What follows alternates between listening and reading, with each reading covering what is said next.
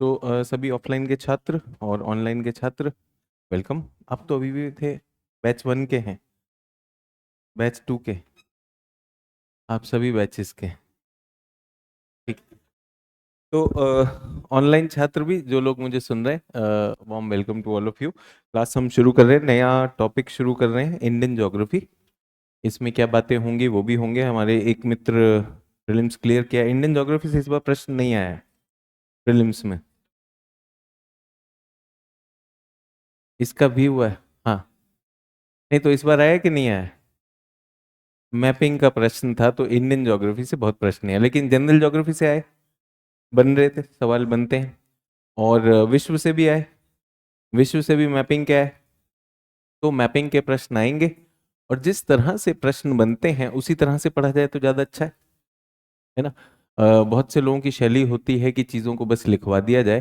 केवल लिखना और वहाँ पे पकड़ करना दो अलग चीज़ हैं। तो उस हिसाब से मुझे अवसर मेरे पास जो मिलता है, मैं चाहता हूँ कि जैसे यहाँ छात्रों ने कहा सर 1.5 साल बाद मिल रहे हैं, तो इस बीच में 2 एग्जाम हुए हैं, आपने देखा है जो क्लास में जिस तरह से करते हैं वो होता है। तो उसको अब हम शैली को क्वेश्चन ना करें। आप लोगों से अनुरोध है कि इस परीक्षा में ज्योग्राफी एक ऐसा एरिया है, ज्योग्राफी और एनवायरनमेंट ऐसा एरिया है जो आसान है। ठीक है, मैं पहले ही कहना चाहता हूँ, इसको अगर पढ़ा जाए इसमें बहुत अच्छे अंक आते हैं। मैं कोई ऐसा नहीं करना चाहता कि मेरा टॉपिक बहुत डरावना है, डर लगेगा, ऐसा हो जाएगा वैसा, बहुत आसान है। इसके लिए एक भाषा चाहिए और एक टूल चाहिए, एटलस। एटलस के बिना बहुत से छात्रों को बैठने का मन करता है, पर मेरा फिर से अनुरोध है, एटलस के बिना इसको ना करें, आपका समय व्यर्थ होगा। 1। सेकेंड थिंग इज, इसकी किताबें बहुत अच्छी लिखी हुई हैं। एनसीईआरटी की जो किताबें हैं जीएस के स्तर के लिए बहुत अच्छी लिखी हुई हैं। तो ये डबल एडवांटेज है हमारे पास, इससे प्रश्न आएगा ही आएगा। और इससे जो हम बात करते हैं कट ऑफ को, अगर मान लीजिए कट ऑफ 50% मान के चलते हैं, 200 में से 100 है, तो इस कट ऑफ में कम से कम हम 50-60 नंबर जो हैं ज्योग्राफी और पर्यावरण दोनों से मिला के आ सकते हैं। ठीक है। अगर मैंने कहा कि भूगोल के प्रश्न जो हैं जैसा हम क्लास में करते हैं आए होंगे, पर्यावरण में तो ऐसा नहीं हुआ। पर्यावरण में जिन्होंने दिया एग्जाम, जिन्होंने पास किया, मैं उन्हीं से आपके सामने पूछ रहा हूँ। बच्चे जिद कर लेते हैं कि सर जो क्लास में लिखवा रहे हैं बस उसी से हो जाएगा कि नहीं हो जाएगा। तो वहाँ पे चुनौती आती है या नहीं आती? पर्यावरण एक चुनौती का एरिया है। केजीएस चाहता है कि हमारे छात्र केवल क्लासेस में ना बैठें, रिजल्ट भी लेकर आए। तो हम वास्तविक चीज़ आपको पहले ही बताना चाहते हैं कि उसमें करंट अफेयर्स भी लगता है, क्लासेस भी लगती हैं, और उसमें चीज़ों को लिंक भी करना होता है। तो वैसी ही एक शिक्षा प्रणाली दी जाए तो ज़्यादा अच्छा है। लेकिन छात्र जब जिद करने लगते हैं, सर नोट से नहीं होगा, नोट से नहीं होगा, तो कई बार शिक्षक भी बाध्य हो जाता, यही नोट्स से हो जाएगा। तो वैसा ना करें। आपके सामने मैं बता रहा हूँ कि इंडियन फॉरेस्ट सर्विस, भारतीय वन सेवा का चयन भी इसी से होता है।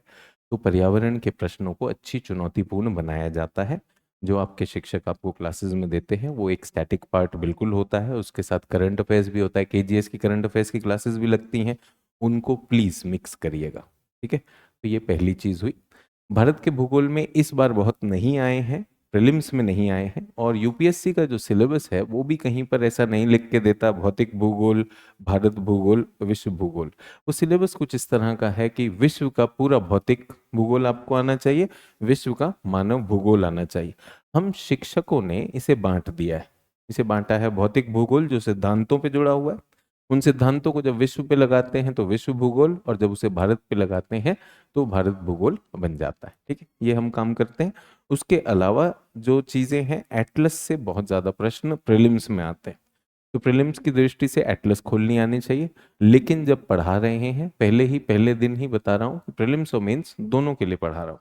जैसे आज हम बात करेंगे, भारत का एक परिचय देंगे। तो परिचय में भारत की स्थिति क्या है, भारत की लंबाई चौड़ाई, भारत के पड़ोसी क्या हैं, भारत के अंदर क्या राज्य हैं, क्या उसकी बनावट है, ये सारी चीजें हम मानचित्र पर देखेंगे। मानचित्र पर देखेंगे, सोचेंगे, सब कुछ समझेंगे। आसान है, मुश्किल नहीं है।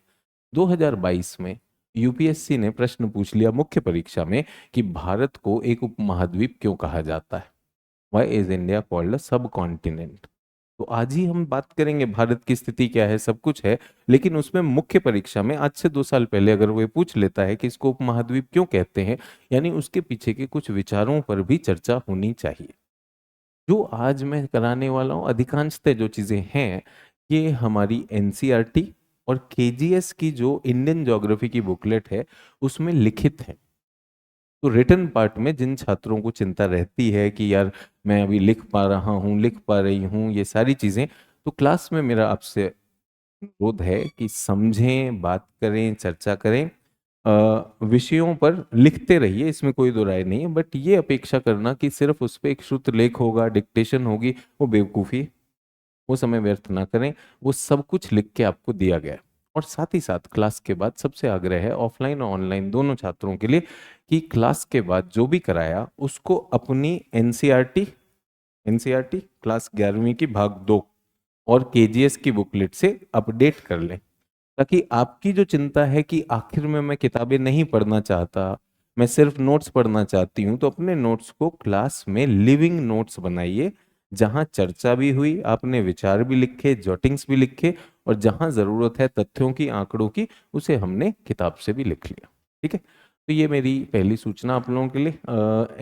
एटलस है, ये ऑनलाइन का चैट अभी ऑन होगा, तो एक बार ऑनलाइन छात्र भी जो भी मुझसे मिले हैं, ये है। इससे पहले आपने क्या किया होना चाहिए? मेरे ख्याल से भारत भूगोल से पहले आपका जनरल ज्योग्राफी हो जाना चाहिए। जनरल ज्योग्राफी के सिद्धांत होने चाहिए। ठीक है। अ,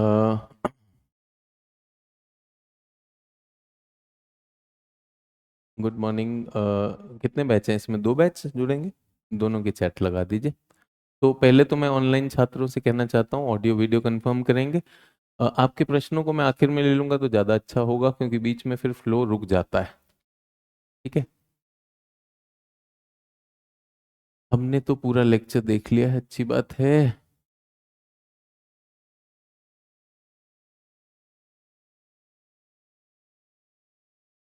good morning to all. Audio video कितना लिखवाए हैं सर अभी तक? ये वाले जो हैं, ये वालों से अनुरोध है कि यहाँ बैठे हुए हैं छात्र जिन्होंने अभी प्रीलिम किया है, किलोग्राम में पास हुए या ग्राम में है? कितना लिखवाए हैं? तो ये थोड़ा सा अपना पैराडाइम चेंज कर दीजिए, कितना लिखवाए हैं, कितना लिखवाए हैं की जगह और चीजें होंगी। चंद्रगुप्त मौर्य कह रहे हैं हम लोगों का तीनों भूगोल हो गया। जिनका तीनों हो गया वो क्यों क्लास में बैठे हैं? भाई आज भारत भूगोल की क्लास है, अगर किसी बैच को अगर फिर से लगा दिया गया है तो भारत भूगोल की क्लास है। 3 भूगोल हैं, जनरल ज्योग्राफी, विश्व भूगोल और भारत का भूगोल। कोई कह रहा है दोबारा कर लो दोस्तों, दोबारा मत करो, समय है, कीमती है। ठीक है। चलिए, तो ये जो भी बैच है, इस बैच में अगर हो चुका है तो मैं आपसे कहना चाहता हूँ अपने कोऑर्डिनेटर को इन्फॉर्म करें। जिस बैच में हमें यहाँ तक ये सूचना है कि 2 ऑनलाइन बैचेस में इंडियन ज्योग्राफी नहीं हुआ था और एक ऑफलाइन बैच में नहीं हुआ था, तो उनको रखा जा रहा है और उनके पिछले हो चुके हैं। एक और बैच था जो आपका 5वां बैच है, उन्होंने कहा कि सचिन सर की भूगोल शुरू करिए, तो हमने रिक्वेस्ट किया है कि उनकी जब तक जनरल ज्योग्राफी नहीं होती तब तक हम इंडियन ज्योग्राफी नहीं पढ़ाते हैं। क्यों? क्योंकि इंडियन ज्योग्राफी में टेक्निकल एरिया आएगा। टेक्निकल एरिया है मॉनसून, भारत का मौसम, और इस मौसम के लिए हमें जनरल ज्योग्राफी आनी चाहिए। थोड़ा जब हिमालय बनाना सिखाएंगे तो हिमालय से जुड़ी हुई भी जियोमॉर्फोलॉजी के जो सिद्धांत हैं वो सिद्धांत लगते हैं, इसलिए हम इसको पहला टॉपिक नहीं करते। ठीक है। चलिए ठीक है, तो स्टार्ट करें। तो पहले तो मैं थोड़ी सी रूपरेखा दे दूं, मैं क्या पढ़ाने वाला हूँ। मैं क्या पढ़ाने वाला हूँ, और ये जो स्क्रीन पर रहेगा ये भी आपके साथ शेयर हो जाएगा। ठीक है। हाँ जी, तो पहला क्या है? भारत का भूगोल।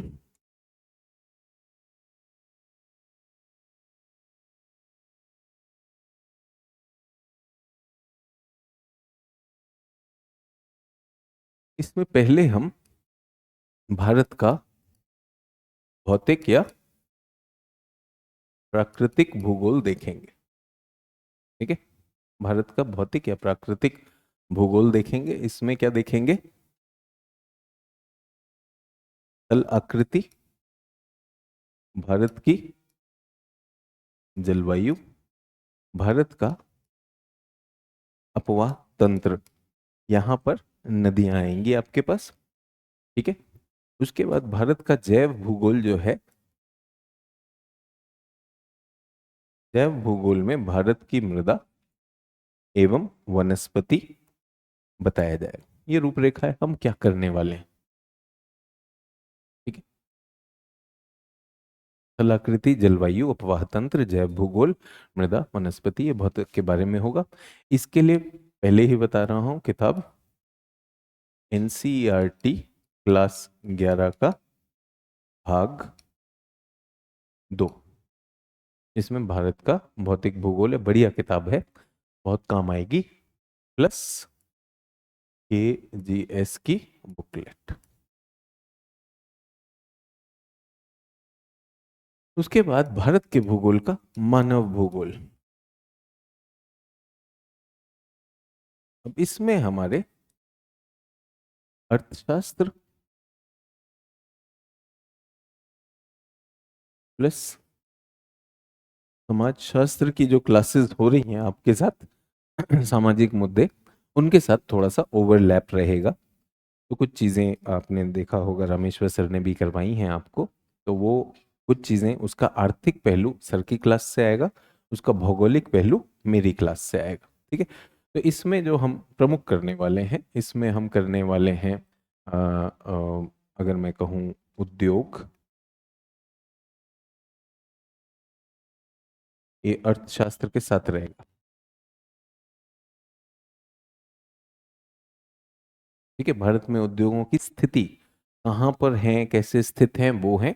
लेकिन कौन से उद्योग हैं, किस तरह के हैं, उद्योगों के प्रकार, वर्गीकरण और उनकी क्या अर्थव्यवस्था में भूमिका है, वो अर्थशास्त्र के शिक्षक आपको कराएंगे। परिवहन, ये भी अर्थशास्त्र के साथ होगा आपका। उद्योग हो गया, परिवहन हो गया, कृषि, ये ओवरलैप वाले क्षेत्र हैं, ये अर्थशास्त्र के साथ होंगे।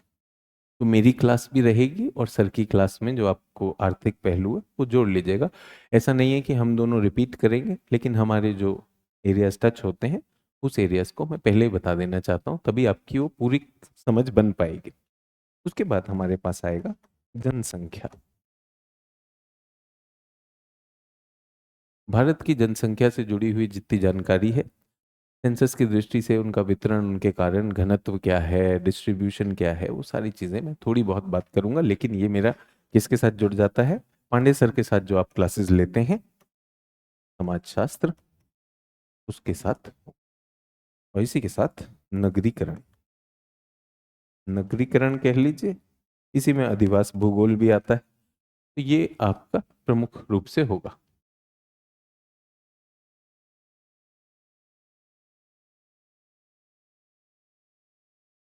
ठीक है रितिका जी, आपका मैसेज मिल गया मुझे, धन्यवाद। ठीक है। तो ये हम करने वाले हैं। कितनी क्लास लगेंगी, कुछ 25 के करीब क्लास लगेंगी। अगर मैंने इसमें और ज़्यादा टेस्ट रखे आपके लिए, तो हो सकता है 25 से 30 के बीच में, अगर टेस्टिंग में हुआ वो समय सिर्फ उसके लिए ऐड होगा, वरना जो पढ़ाने का है वो उतने में हो जाएगा। टेस्टिंग में हम क्या करेंगे, क्लास में जो पढ़ रहे हैं उसी के साथ एमसीक्यूज आते जाएंगे, एमसीक्यूज साथ साथ में कर लीजिएगा। और जो विगत वर्षों के जो प्रश्न हैं, उनकी चर्चा मैं क्लास में ही, लेक्चर में आपके साथ करता रहूंगा। कुछ अवसर भी दूंगा लिखने का, बट मेरा अनुभव ये रहा है कि बहुत से छात्र लिखते नहीं हैं, वो आते हैं सिर्फ रिसीवर ऑन करके, ट्रांसमीटर ऑन नहीं रहता। मेरी क्लास में अक्सर मैं आपसे कहूंगा अपना ट्रांसमीटर भी ऑन करें, देखें कि आप कुछ सोच के लिख भी सकते हैं कि नहीं लिख सकते, वो मौका मिलेगा। ठीक है। उसके लिए तैयार रहिएगा। आज हम क्या करने वाले हैं, आज हम भारत का परिचय लेने वाले, आज क्या लेने वाले हैं, परिचय, फर्स्ट डे।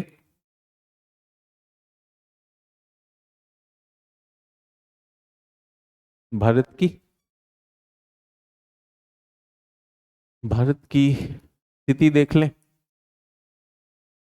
भारत की स्थिति क्या है, ये विश्व में कहाँ है, विश्व में कहाँ है, अक्षांशों में कहाँ है, या एशिया में कहाँ है।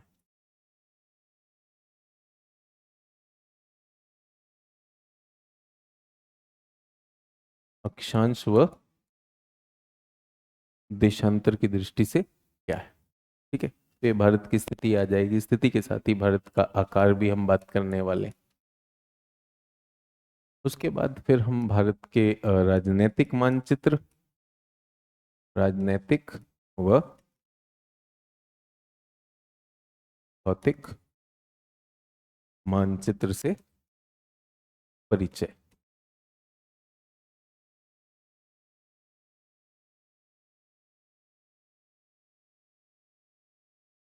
ये आज का रहेगा, हम इसमें करने वाले हैं। और उसके बाद इस सब पे चर्चा होगी, इस सब पे चर्चा होगी, इसमें परीक्षा संबंधी जो विचार आते हैं उन पे चर्चा होगी। तो आपका जोर किस पर रहना चाहिए होता? चर्चा पर, ठीक है।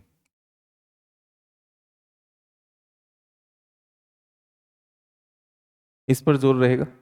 प्लस क्लास के प्रारंभ में ही बता रहा हूं कि एक होमवर्क रहेगा। आज जो भी कराया जाए वो हमेशा के लिए मेमोराइज कर लीजिए, हमेशा के लिए नहीं कर सकते, 2 साल के लिए तो कर लीजिए। जो भी होगा ये कहाँ से आएगा? हमारी बुकलेट से आ जाएगा, केजीएस बुकलेट।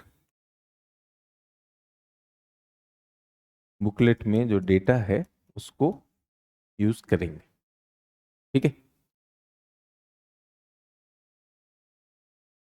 डन। सर आपकी क्लास रिकॉर्डेड मिली थी तो नोट्स बना लिए हैं, क्या इस क्लास का भी नोट्स बनाना है? ठीक है, तो फिर से बताना चाहता हूँ, ये आखिरी बार है। यदुवंशी जी ने मेरी ही क्लास की रिकॉर्डिंग देखी, तब भी उद्देश्य भारत भूगोल नहीं था, तब भी उद्देश्य क्या था? नोट्स बनाने।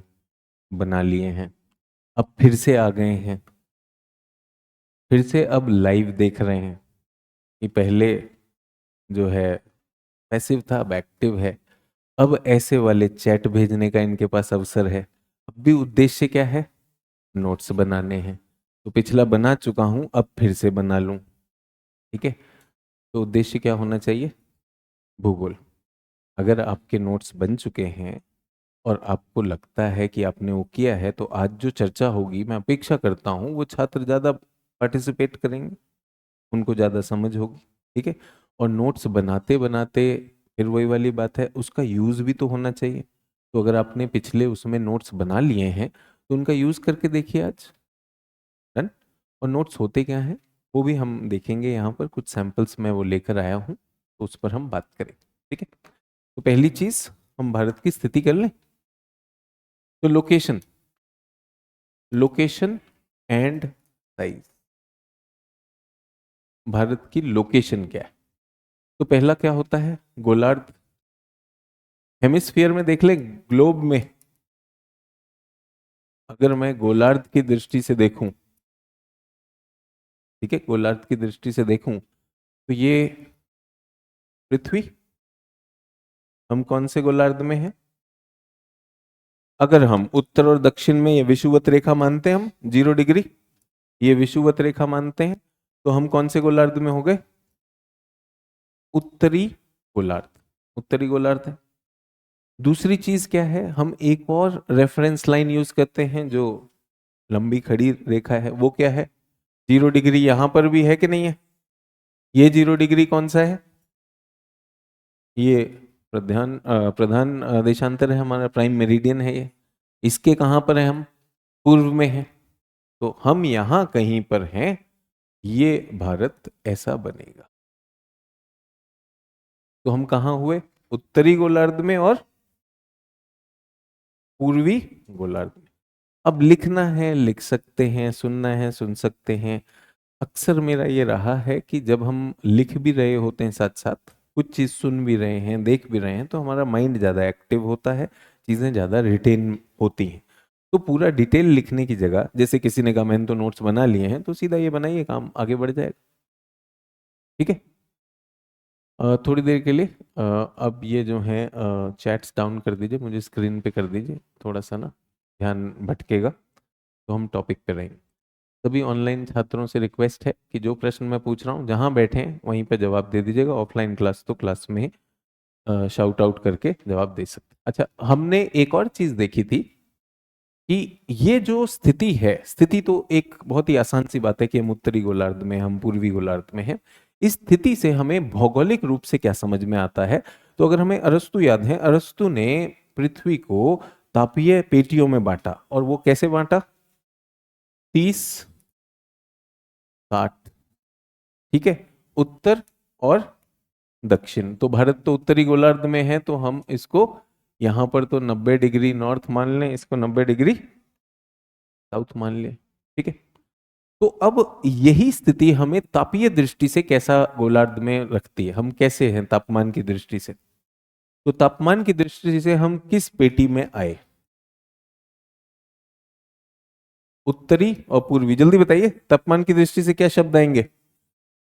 उष्ण कटिबंधीय, उष्ण कटिबंधीय, उष्ण के साथ उपोष्ण भी कर रहा हूं, अंग्रेजी भी लिख रहा हूं इसकी, ट्रॉपिकल और सब ट्रॉपिकल। क्योंकि ट्रॉपिकल जो होता है, ट्रॉपिक का मतलब कटिबंध क्या है? वो कर्क रेखा है। तो कर्क रेखा कहां से जा रही है हमारी? कर्क रेखा तो यहां से जा रही है ना, ये कर्क रेखा है हमारी, ये कर्क रेखा। तो क्या मैं इसे कह सकता हूं ये उष्ण है, और ये क्या है? उपोष्ण। डन। तो स्थिति हमें ये जरूर बताती है कि हम तापीय दृष्टि से कहां पर हैं। हर एक जगह पर हमें सबसे पहले देखना होता है किस तरह का देश है। तो मूलतः हमारा देश कैसा है? उष्ण उपोष्ण। यहाँ सर्दी पड़ सकती है, वो ऋतु होती है। वो क्या होती है? ऋतु होती है। हम मानसून का इंतजार कर रहे हैं कि मानसून की वर्षा भारी आए, तो वो है, वो सब ऋतु हैं, वो भारत की जलवायु को बदलेंगे। कैसे बदलेगी उसके भी विचार हम लेने वाले। ये तो हुआ हमने उत्तर दक्षिण में लिया। अब अगर हम पूर्व पश्चिम का महत्व देखें तो हम कहां पर हैं? हम पूर्वी देशांतरों में आते हैं। आते हैं कि नहीं आते हैं? तो ये जो देशांतर हैं, ये किसका सूचक है? समय का सूचक। आप प्राइम मेरिडियन के पूर्व में हो या पश्चिम में हो, यह बताता है कि जीएमटी के जो हमारा ग्रीनविच समय है उसके संदर्भ में आपका समय कैसा होगा। और वो समय किसका सूचक है? कि सूर्यदेव आपके पास पहले आएंगे या बाद में आएंगे। तो सूर्योदय भारत में पहले होता है, ब्रिटेन में पहले होता है? भारत में पहले होता है, क्योंकि पृथ्वी इस तरह पश्चिम से पूर्व की ओर घूम रही है। घूमने की वजह से भारत में तो यहां वाले क्या होते हैं? समय में आगे होते हैं। हम क्या हैं? हम ग्रीनविच मेरिडियन टाइम से आगे हैं। आगे हैं, उसके लिए हमें कहा गया कि आप 15 डिग्री के अंतराल पे देशांतर ले लीजिए। उसको क्या कहा गया? Time zone. ठीक है, टाइम जोन कितने डिग्री के रखे गए? 15 डिग्री, जो किसका सूचक है? 1 घंटे का सूचक। सबसे कहा गया कि आप एक एक अपना देशांतर सिलेक्ट कर लीजिए। भारत ने कौन सा सिलेक्ट किया है?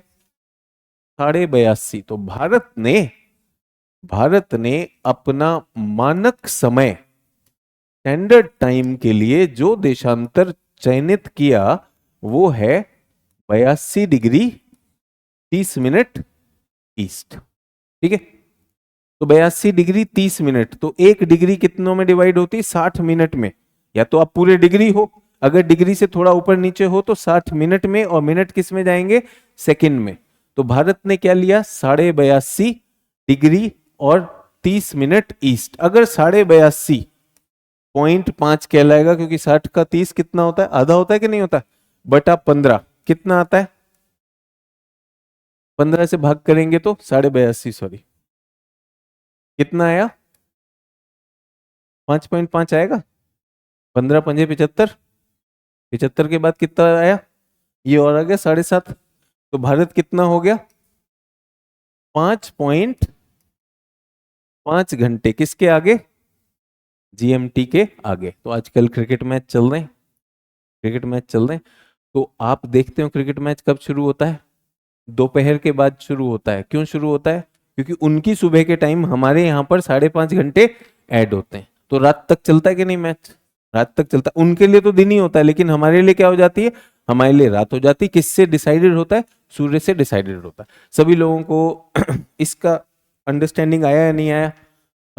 स्थिति का, स्थिति क्या बताती है? स्थिति हमें बताती है कि किस प्रकार की चीजें वहां पर हो रही हैं तापमान की दृष्टि से, समय की दृष्टि से। इस पर एक विवाद जरूर आता है कि भारत ने अपना जो मानक समय है वो 5:30 क्यों कर रखा है, तो उसको अभी हम और लोकेशन में देखेंगे। ठीक है, अब हम इसकी स्थिति को और थोड़ा अंदर की तरफ जाके देखें, इसको देशांतर की स्थिति में देखें। तो भारत का मानचित्र बनाना आता है, कुछ लोगों को आता है, कुछ लोगों को नहीं आता है। तो एक तो जो कायदे से बनना है वो तो ये बनेगा।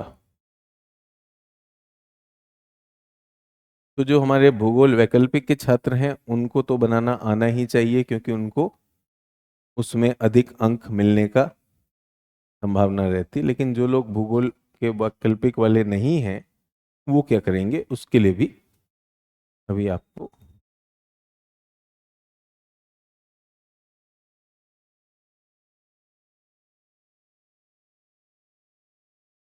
तो आप ये मानचित्र अभी नहीं बना पा रहे हैं, कोई बात नहीं। आप लोगों को क्या करना है, आप लोगों को इसके मुख्य बिंदु देखने हैं। ये इस तरह से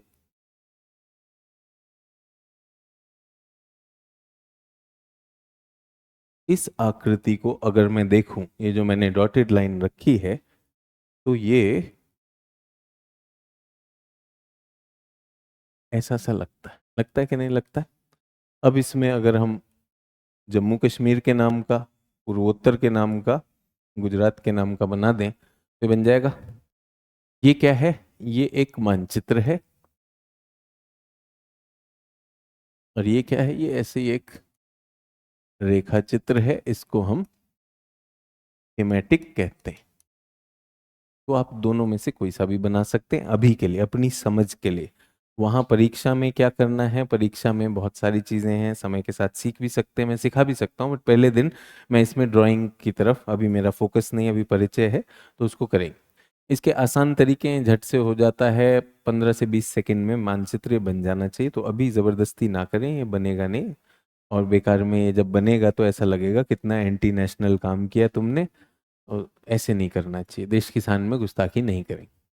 और ये तो हुए कुछ लोग जो बनाना चाहते हैं, कुछ लोग ऐसे हैं कि बनाना चाहते हैं लेकिन बना नहीं पा रहे हैं, कुछ ऐसे हैं भाड़ में गया मैप, मैं क्यों बनाऊं, उन आलसी लोगों के लिए ये।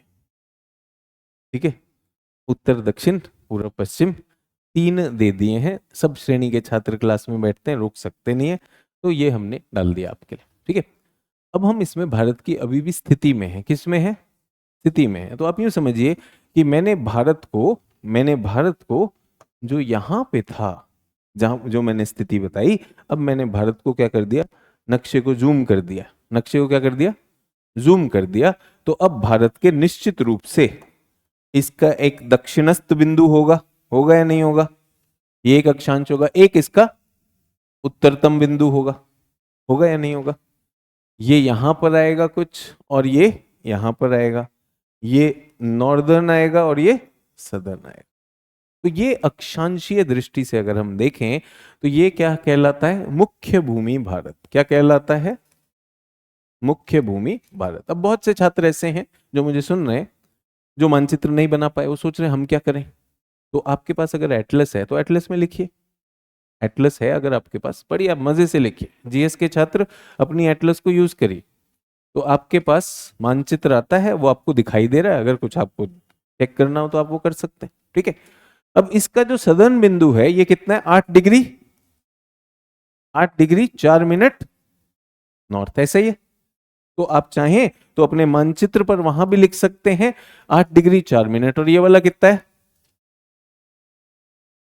37 डिग्री 6 मिनट नॉर्थ। उत्तर ही उत्तर है, उत्तर ही उत्तर है या नहीं है। तो आपके पास अगर एटलस भी है तो उसकी चोंच पे आप लिख सकते हैं। तो ये हमारा क्या बना, ये क्या बना, अक्षांशीय विस्तार। तो भारत का यहां लिख दूं अक्षांशीय विस्तार, कितने से कितने हैं, 8 डिग्री 4 मिनट से 37 डिग्री 6 मिनट नॉर्थ। अगर इनको घटा दिया जाए, अगर घटा दिया जाए तो इनके बीच का जो गैप होगा वो भारत का अक्षांशीय विस्तार दे देगा कि नहीं। तो 37, 6 में से 8 4 घटाओ तो कितना आता है, लगभग 29 डिग्री का विस्तार है। कितना विस्तार है हमारा? अक्षांशीय विस्तार 29 डिग्री का विस्तार हमारा ये। अब ये याद होना चाहिए, मैंने कहा आज की क्लास में, आज की क्लास के बाद ये याद हो जाना चाहिए। ठीक है, ये क्या हुआ हमारा? नॉर्थ साउथ एक्सपेंस हो गया। कितना? ये क्या है? ये बिंदु क्या कहलाता है? कन्या कुमारी। ये क्या कहलाता है? वैसे आपको याद करने की जरूरत नहीं है। इंदिरा कॉल, इंदिरा पॉइंट नीचे, वो आपका अंडमान निकोबार। ठीक है, कॉल एक तरह का दर्रा होता है, इंदिरा कॉल, तो हम उसमें से चल रहे हैं। तो ये इंदिरा कॉल हो गया, ये हो गया, ये हमारा उत्तर दक्षिण हो गया। कितने डिग्री अक्षांश? 29 डिग्री है। अगर इसको किलोमीटर में बदला जाए तो कितना आता है? कितना है? 3, 2, 1। गिनती याद है? और पीछे एक 4 लगा दो, 3214। तो कितना है? 3214 किलोमीटर। आंकड़े हैं, कोई चेंज नहीं होता, याद कर लेना फॉर गुड, याद कर लेना फॉर गुड। ये क्या कहलाता है? हमारा अक्षांशीय विस्तार। दक्षिणस्थ अक्षांश से चले उत्तर तक चले तो ये हो जाता है। ठीक है, अब हमारे पास बच्चों यहां पर क्या है? अंडमान निकोबार भी है। अंडमान निकोबार आप देखेंगे ये 8 डिग्री के नीचे तक जा रहा है। तो यहां पर हमारा द्वीप है, इसका नाम है ग्रेट निकोबार। इसका दक्षिणस्थ बिंदु क्या है? वो इंदिरा पॉइंट है। वो कितने डिग्री है? 6 डिग्री। 6 डिग्री 4 मिनट है। एक बार चेक करो इसको, यहां पे मैंने डाला हो,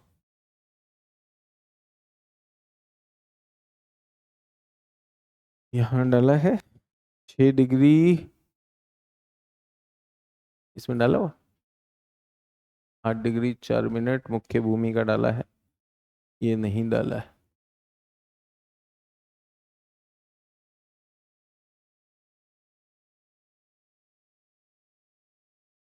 ये डिग्री 45 है, 6 डिग्री 45। ठीक है, डन। तो ये आपका क्या हो गया? ग्रेट निकोबार। और इसको क्या कहते हैं? Pygmalion point. क्या कहते हैं इसको? पिगमेलियन पॉइंट या इंदिरा पॉइंट। तो अगर वो हमसे पूछता है कि हमारा अक्षांशीय विस्तार क्या है, तो हमारे पास है। अगर हमसे पूछता है दक्षिणस्थ बिंदु मेनलैंड पे क्या है, कन्याकुमारी। अगर उसके अलावा पूछता है भारत का दक्षिणस्थ बिंदु, वो क्या है? इंदिरा पॉइंट ग्रेट निकोबार द्वीप पर है। पिगमेलियन पॉइंट भी उसे कहा जाता है। क्लियर हो गया? ठीक है, साथ साथ में जो लिखते जा रहे हैं वो लिखते चले जाएं, साथ साथ में जो लिखते जा रहे हैं लिखते चले जाएं। आपके पास बुकलेट भी रहेगी, बुकलेट में भी ये डेटा दिया होगा, बट साथ साथ में जब लिखेंगे तो वो चीजें जुड़ती चली जाएंगी। डन। अच्छा, अब हम कहां पर हैं? अब हम इसके देशांतरीय विस्तार पर आ जाए। देशांतर में सबसे पश्चिम यहां हो गया और सबसे पूर्व यहां हो गया, तो हमने इसको जोड़ा। क्या किया? जोड़ दिया। तो ये आ जाएगा यहां से। ठीक है, कौन सा राज्य है ये? अरुणाचल प्रदेश। जगह का नाम किबिथु। ठीक है, यहां पर क्या है? गुजरात। पीले से लिखता हूं। जगह का नाम गुहार मोती। अब इसकी हमें चिंता नहीं करनी है, वो आपसे नहीं पूछेगा इन बिंदुओं का। जो बिंदु आपका, जैसे इंदिरा कॉल की हम बात करते हैं, इंदिरा कॉल आज जो है पाकिस्तान ऑक्यूपाइड कश्मीर में है, तो प्रैक्टिकल रीजंस के लिए हमारे पास उसका एक्सेस नहीं है, लेकिन हमने ये बिंदु यहां पर डाले हुए हैं। अब हमें क्या करना है? अब हमें इसका देशांतर पता करना। इसका देशांतर कितना, जल्दी बताओ? 68 डिग्री 7 मिनट। ईस्ट या वेस्ट? बट ये तो वेस्ट में है। सर क्योंकि हम कौन से गोलार्ध में हैं? हम पूर्वी गोलार्ध में हैं, हम पूर्वी गोलार्ध में। और यहां पे क्या है 97 डिग्री, ठीक है, ये याद होना चाहिए, 97 डिग्री 25 मिनट। तो अगर मैं यहां पर लिख दूं देशांतरीय विस्तार, क्या लिख रहा हूं, देशांतरीय विस्तार, तो ये हो गया 68 डिग्री 7 मिनट पूर्व से 97 डिग्री 25 मिनट ईस्ट। अगर इनको घटाया जाए तो ये भी कितना आएगा, 29 डिग्री आएगा। 97 में से 68 घटाइए, 29 डिग्री का फिर से आ जाएगा। और ये कितने किलोमीटर है, 2933 किलोमीटर। तो ये वाला कितना है, 2933 किलोमीटर। डन। ये हमारे बहुत ही बेसिक फैक्ट्स हैं, डेटा है जो हमारे पास होने चाहिए। अब ये चित्र में बना लीजिए, एक बार दिमाग में छप जाता है, जब मौका मिले एक बार पेज को दोबारा दोहराया, याद आ जाएगा। बट इस पे जितना टेस्टिंग करेंगे, जितना बार बार दोहराएंगे, तभी बहुत से छात्र कहते हैं सर याद करता हूँ भूल जाता हूँ। मैं भी चीज़ों को याद करता हूँ भूल जाता हूँ, उसको दोहराने से चीज़ें फिर से आ जाएंगी। ठीक है, जिन लोगों को लिखित में चाहिए हमारी बुकलेट में भी है। लैटिट्यूडनल एक्सटेंस 8 डिग्री 4 से 37 6 तक 3216। ट्रॉपिक ऑफ कैंसर बीच में से लगभग दो हाफ्स में से काटता है। लॉन्गिट्यूडनल क्या है, 68 7 है। लैटिट्यूडनल और लॉन्गिट्यूडनल लगभग समान है, 29 डिग्री। ठीक है, और 82.5 हमारा क्या है, मानक समय है, 5 घंटा 30 मिनट। भारत की औसत ऊंचाई मीन एलिवेशन 160 मीटर है, बॉम्बे हाई से ली जाती है। तो भारत की औसत ऊंचाई, औसत ऊंचाई, औसत ऊंचाई का मतलब भारत के पास ऊंचे क्षेत्र भी है, हिमालय बहुत ऊंचे हो जाएंगे। ठीक है, अगर मैं सुंदरबन में जाऊंगा वो समुद्री स्तर पर ही हो जाता है, तो चीजें ऊंचे भी हैं नीचे भी हैं। अगर हमें औसत लेनी है तो 160 मीटर ये बॉम्बे हाई से ली जाती है, 160 मीटर। डन। अब एक सवाल जो इसमें चर्चा का बनता है वो ये बनता है कि दोनों के दोनों 29 डिग्री हैं, इन दोनों का मान जो है जब किलोमीटर में आता है तो ये अलग क्यों। ठीक है, इन दोनों का मान जब किलोमीटर में आता है अलग क्यों है। और हम देख रहे हैं तो भारत जो है उत्तर दक्षिण में इसका खिंचाव ज्यादा है। आप देख सकते हैं 3200, तो आप बनाते भी हैं तो आप देखेंगे ये लंबा ज्यादा दिखता है, चौड़ा कम है।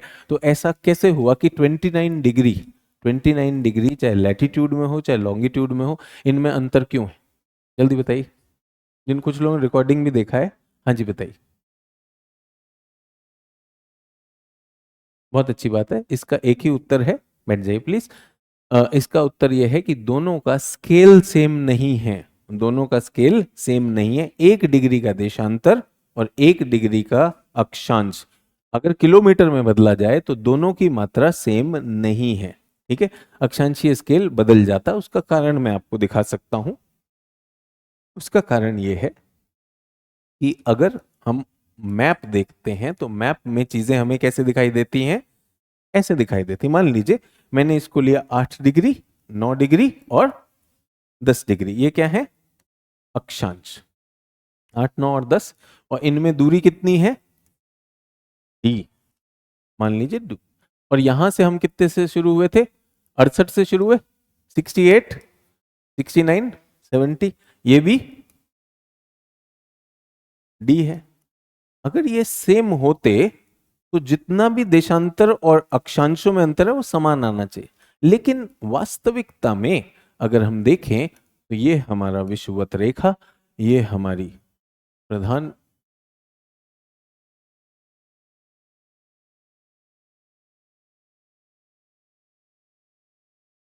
कौन सा अक्षांश, 0 डिग्री अक्षांश। ठीक है, 60 डिग्री अक्षांश। डन। अब मुझे बताइए ए और बी सेम है या अंतर है, अंतर है। यहां तो कोई अंतर नहीं था, कोई अंतर था या नहीं था, नहीं था, क्योंकि सेम ही रहता है। लेकिन यहां पर हम जब जाते हैं तो आप पाएंगे देशांतरों में किलोमीटर के हिसाब से जो दूरी है वो कहां पे सबसे ज्यादा होती है, कहां पे शून्य होती है। तो ऊंचे अक्षांशों पर जाने पर जो उनकी दूरी है वो क्या होने लगेगी, कम होने लगेगी। तो जो इनकी मापनी होने को तो एक ही डिग्री है, मान लीजिए मैं इसको 68 डिग्री और 69 डिग्री मान लो, 68 69 डिग्री मान लो। इसमें दूरी ज्यादा है, इसमें कम है या नहीं है? देशांतर तो वही है, देशांतर तो वही है, लेकिन जहां पर आप उसे नाप रहे हो, ध्रुवों के पास माप रहे हो, उन्हीं देशांतरों के बीच की दूरी अलग है।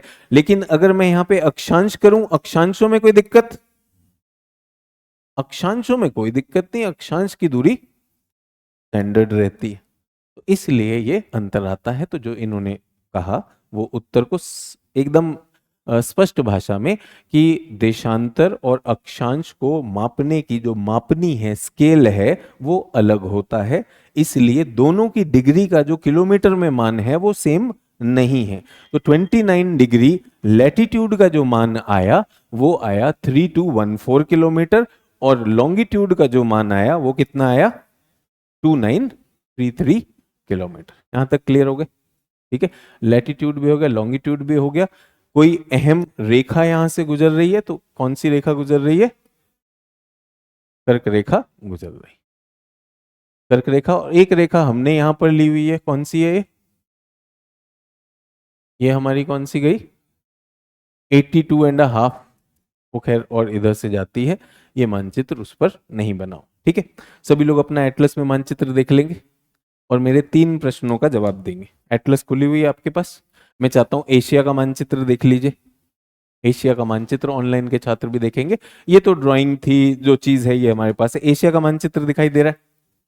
एशिया, एशिया बिल्कुल, एशिया घुमा लीजिए। एशिया का राजनीतिक मानचित्र, भारत दिखाई दे रहा है इसमें, दिखाई दे रहा है ना? एटलस को घुमा लीजिए, जिनके पास एटलस वैसे ही आ गए, हाँ तो फर्मा घुमा लीजिए। उत्तर अप होना चाहिए आपका। इसमें इसमें समुद्र की तरफ भारत का सबसे निकटवर्ती पड़ोसी कौन है? श्रीलंका है। तो श्रीलंका और भारत को कौन विभाजित कर रहा है, कौन सा जलाशय? पाक जल संधि दिख गई, मार्क कर लीजिए। इंपॉर्टेंस, कुछ चीजें हमें यहां पर मार्क करनी है। तो यहां पर मैं एक बना रहा हूं और इसको क्या मैं लिख रहा हूं, PALK, पाक स्ट्रेट, पाक जल संधि। ठीक है, पल्क नहीं है, ये पाक है। तो पाक जल संधि हो गया, वहीं पे मार्क कर लीजिए एटलस में। कोई ऐसा नहीं कि आपको चिंता होने वाली है। ठीक है, यहां पर हो गए हम। ठीक है, अब एक और चीज बताना चाहता हूं। यहां पे मैंने कुछ द्वीप बनाए थे, मैं यहां भी एक द्वीपों का समूह बनाना चाह रहा हूं। ये कौन से द्वीप है हमारे? लक्षद्वीप।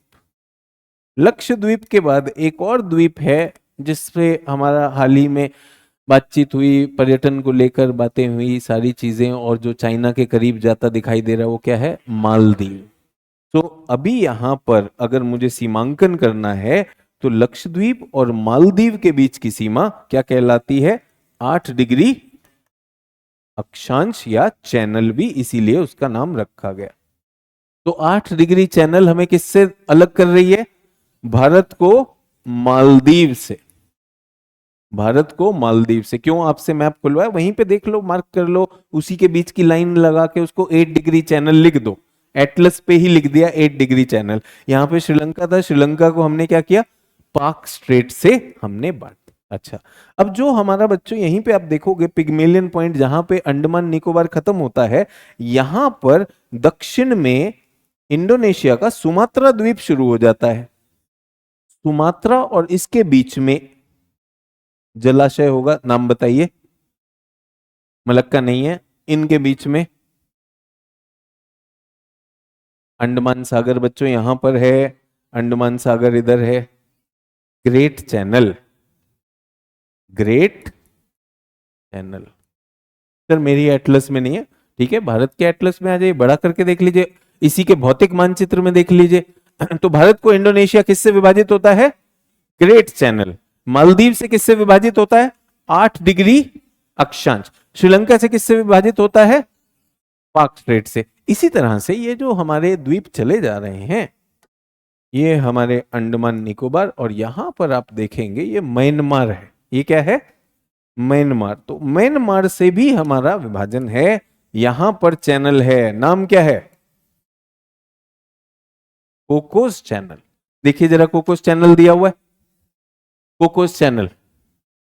तो कुछ सीमांकन मैंने किया है, मालदीव से मैंने 8 डिग्री चैनल किया, श्रीलंका से मैंने पाक स्ट्रेट कर दिया, मैंने इंडोनेशिया से क्या कर दिया? ग्रेट चैनल कर दिया, और म्यांमार से क्या कर दिया? कोकोस चैनल कर दिया। ये 4 विश्व मानचित्र पे दिख रहे हैं, अच्छी बात है। नहीं दिखाई दे रहे हैं, मतलब एशिया पे नहीं दिखाई दे रहे। अब भारत के मानचित्र पे आ जाइए। ये सब प्रीलिम्स का काम चल रहा है, जो अभी तक आपसे चर्चा की है प्रीलिम्स का काम चल रहा है। इसे आज आपका होमवर्क है, याद कर देना है, ये याद हो जाना चाहिए फॉर गुड। जहां देखा 2-4 जगह पर वो। तो इंडिया का मानचित्र कहां पे आ जाएगा? जल्दी आ जाओ। इंडिया का मानचित्र ऑनलाइन वाले छात्रों के पास तो एटलस रहेगी रहेगी। इंडिया में भौतिक भी है आपके पास, राजनीतिक भी है, 7-8 नंबर पेज पे होता है। पहले तो पाक स्ट्रेट ढूंढिए, पाक स्ट्रेट भौतिक में आसानी से मिलेगा। भौतिक राजनीतिक दोनों होते, राजनीतिक में बहुत सारी शहरों के नाम रहते हैं। मिल गया पाक स्ट्रेट? मिला? मिला या नहीं मिला? ठीक है। अंडमान और म्यांमार के बीच में कौन सा होना चाहिए? कोकोस चेक करो, है कोकोस लिखा है? कोकोस नहीं है तो कोकोस द्वीप लिखा होगा, लिखा हुआ है। जिनको नहीं मिल रहा पड़ोसी की सहायता ले लो। मिला? मिला या नहीं मिला? इस बार ने पहली बार मानचित्र देखा, अंडमान तो देख लो, कम से कम पता चला। तुम ऐसे ही नागरिक बन रहे हो, तुमने देखा ही नहीं है। अंडमान के उत्तर में देखना है, मिल गया। अब अंडमान के दक्षिण में चले जाओ, क्या ग्रेट निकोबार द्वीप दिखाई दे रहा है? ग्रेट निकोबार एकदम दक्षिणस्थ द्वीप जो होगा हमारा ग्रेट निकोबार होगा, है या नहीं है? बिटिया कलम उठा लो, पेंसिल उठा लो, इसमें मार लो, कोई दिक्कत नहीं। सच में किताब पे लिख लोगे, यहाँ पेंसिल पड़ी तो है सामने, पेंसिल से मारो उसको। घबरा रहे हैं अगर गंदी कर दी तो। एटलस और दहेज डजंट गो वेल, है ना? मिल गया।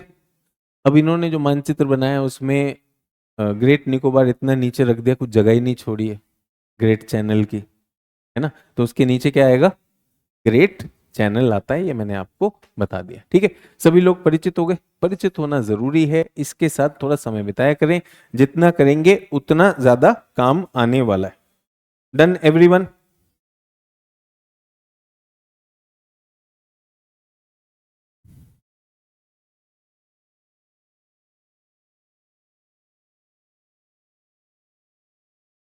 एक लंबा सा फिगर है हमारे पास, भारत का क्षेत्रफल कितना है? 32,87,263 वर्ग किलोमीटर। ठीक है। अब जिन लोगों को नॉर्मल याद नहीं होता, ये कैसे याद होगा? ठीक है, तो लिखने के लिए मैंने लिख दिया। ये मुझे पता है आपको याद नहीं होगा, आपके मुझे लक्षण दिखाई दे रहे हैं, है ना? तुम्हें पार्क स्ट्रेट दिखाई नहीं देता, और आपके आलस से मैं वाकिफ हूं। तो इसको हम क्या करेंगे? इसको हम राउंड ऑफ कर देंगे। क्या कर देंगे? राउंड ऑफ कर देंगे। तो कितना कर दें? 3.3 लाख कर दूं? भाई 32 था, मिलियन कर दूं इसको, मिलियन में हो जाएगा। 3.3 मिलियन किलोमीटर स्क्वायर चलेगा? मिलियन में 3 जीरो आती है ना, 3 इधर 3 इधर, 3.3 कर दिया। चल ऐसे कर सकते हैं, बिल्कुल कर सकते हैं। ये आपकी देशभक्ति दिखाता है। क्या दिक्कत है? 3.27 है। चाइना हर चीज पे जो है अपना कब्जा ले लेता है, थोड़ा सा ऊपर की तरफ ही तो दिया मैंने। भाई कल को पीओके भी लेना है, चाइना के भी होश ठिकाने लगाने हैं, तो 3.3 आएगा, आएगा। जो लोग 3.3 भी याद नहीं कर सकते, वैसे मैं आपको बताना चाहता हूँ 3.3 किस लिए लिखवाया है। कुछ हमारा जो है, अगर हमारा मरुस्थली क्षेत्र हम देखने पे आए तो भारत का कुछ 1.1 या 10 मिलियन स्क्वायर किलोमीटर मरुस्थली है, यानी 1/3 हो जाता है कि नहीं? मरुस्थली और शुष्क अर्ध शुष्क क्षेत्र तो हमारी मदद करता है, इसलिए मैं कह रहा हूं, बाद में जब हम बात करेंगे तो ये मदद करेगा। उसके अलावा हम विश्व का कितना क्षेत्रफल है प्रतिशत के हिसाब से? 1.2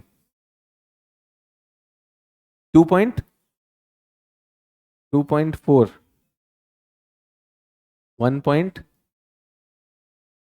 2.43, हाँ थोड़ा सा और चाहिए था मुझे, बढ़ाना है।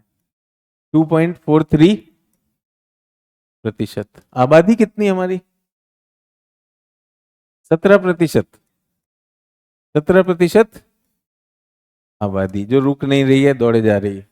ठीक है, 17% आबादी है। विश्व का कितना प्रतिशत है? 2.4। और जो सुपर आलसी हैं, जिनको कुछ नहीं याद करना, हम विश्व के 7वें सबसे बड़े देश, ये तो याद कर लोगे। 7th largest. तो आकार की दृष्टि के भी आंकड़े हैं। कुछ लोग ये स्क्रीन देखकर कह सकते हैं सब बर्बाद कर दिया, मेरे कुछ समझ में नहीं आ रहा। मेरे लिए रफ वर्क था। मैं आपसे कहना चाहता हूं, जब आप रिवीजन भी करना चाहते हो, एक पेज लीजिए, जो आपके दिमाग में आता है उसको लिखते चले जाइए, उस पेज को फेंक दीजिए डस्टबिन में। रिवीजन तो ऐसे ही होता है।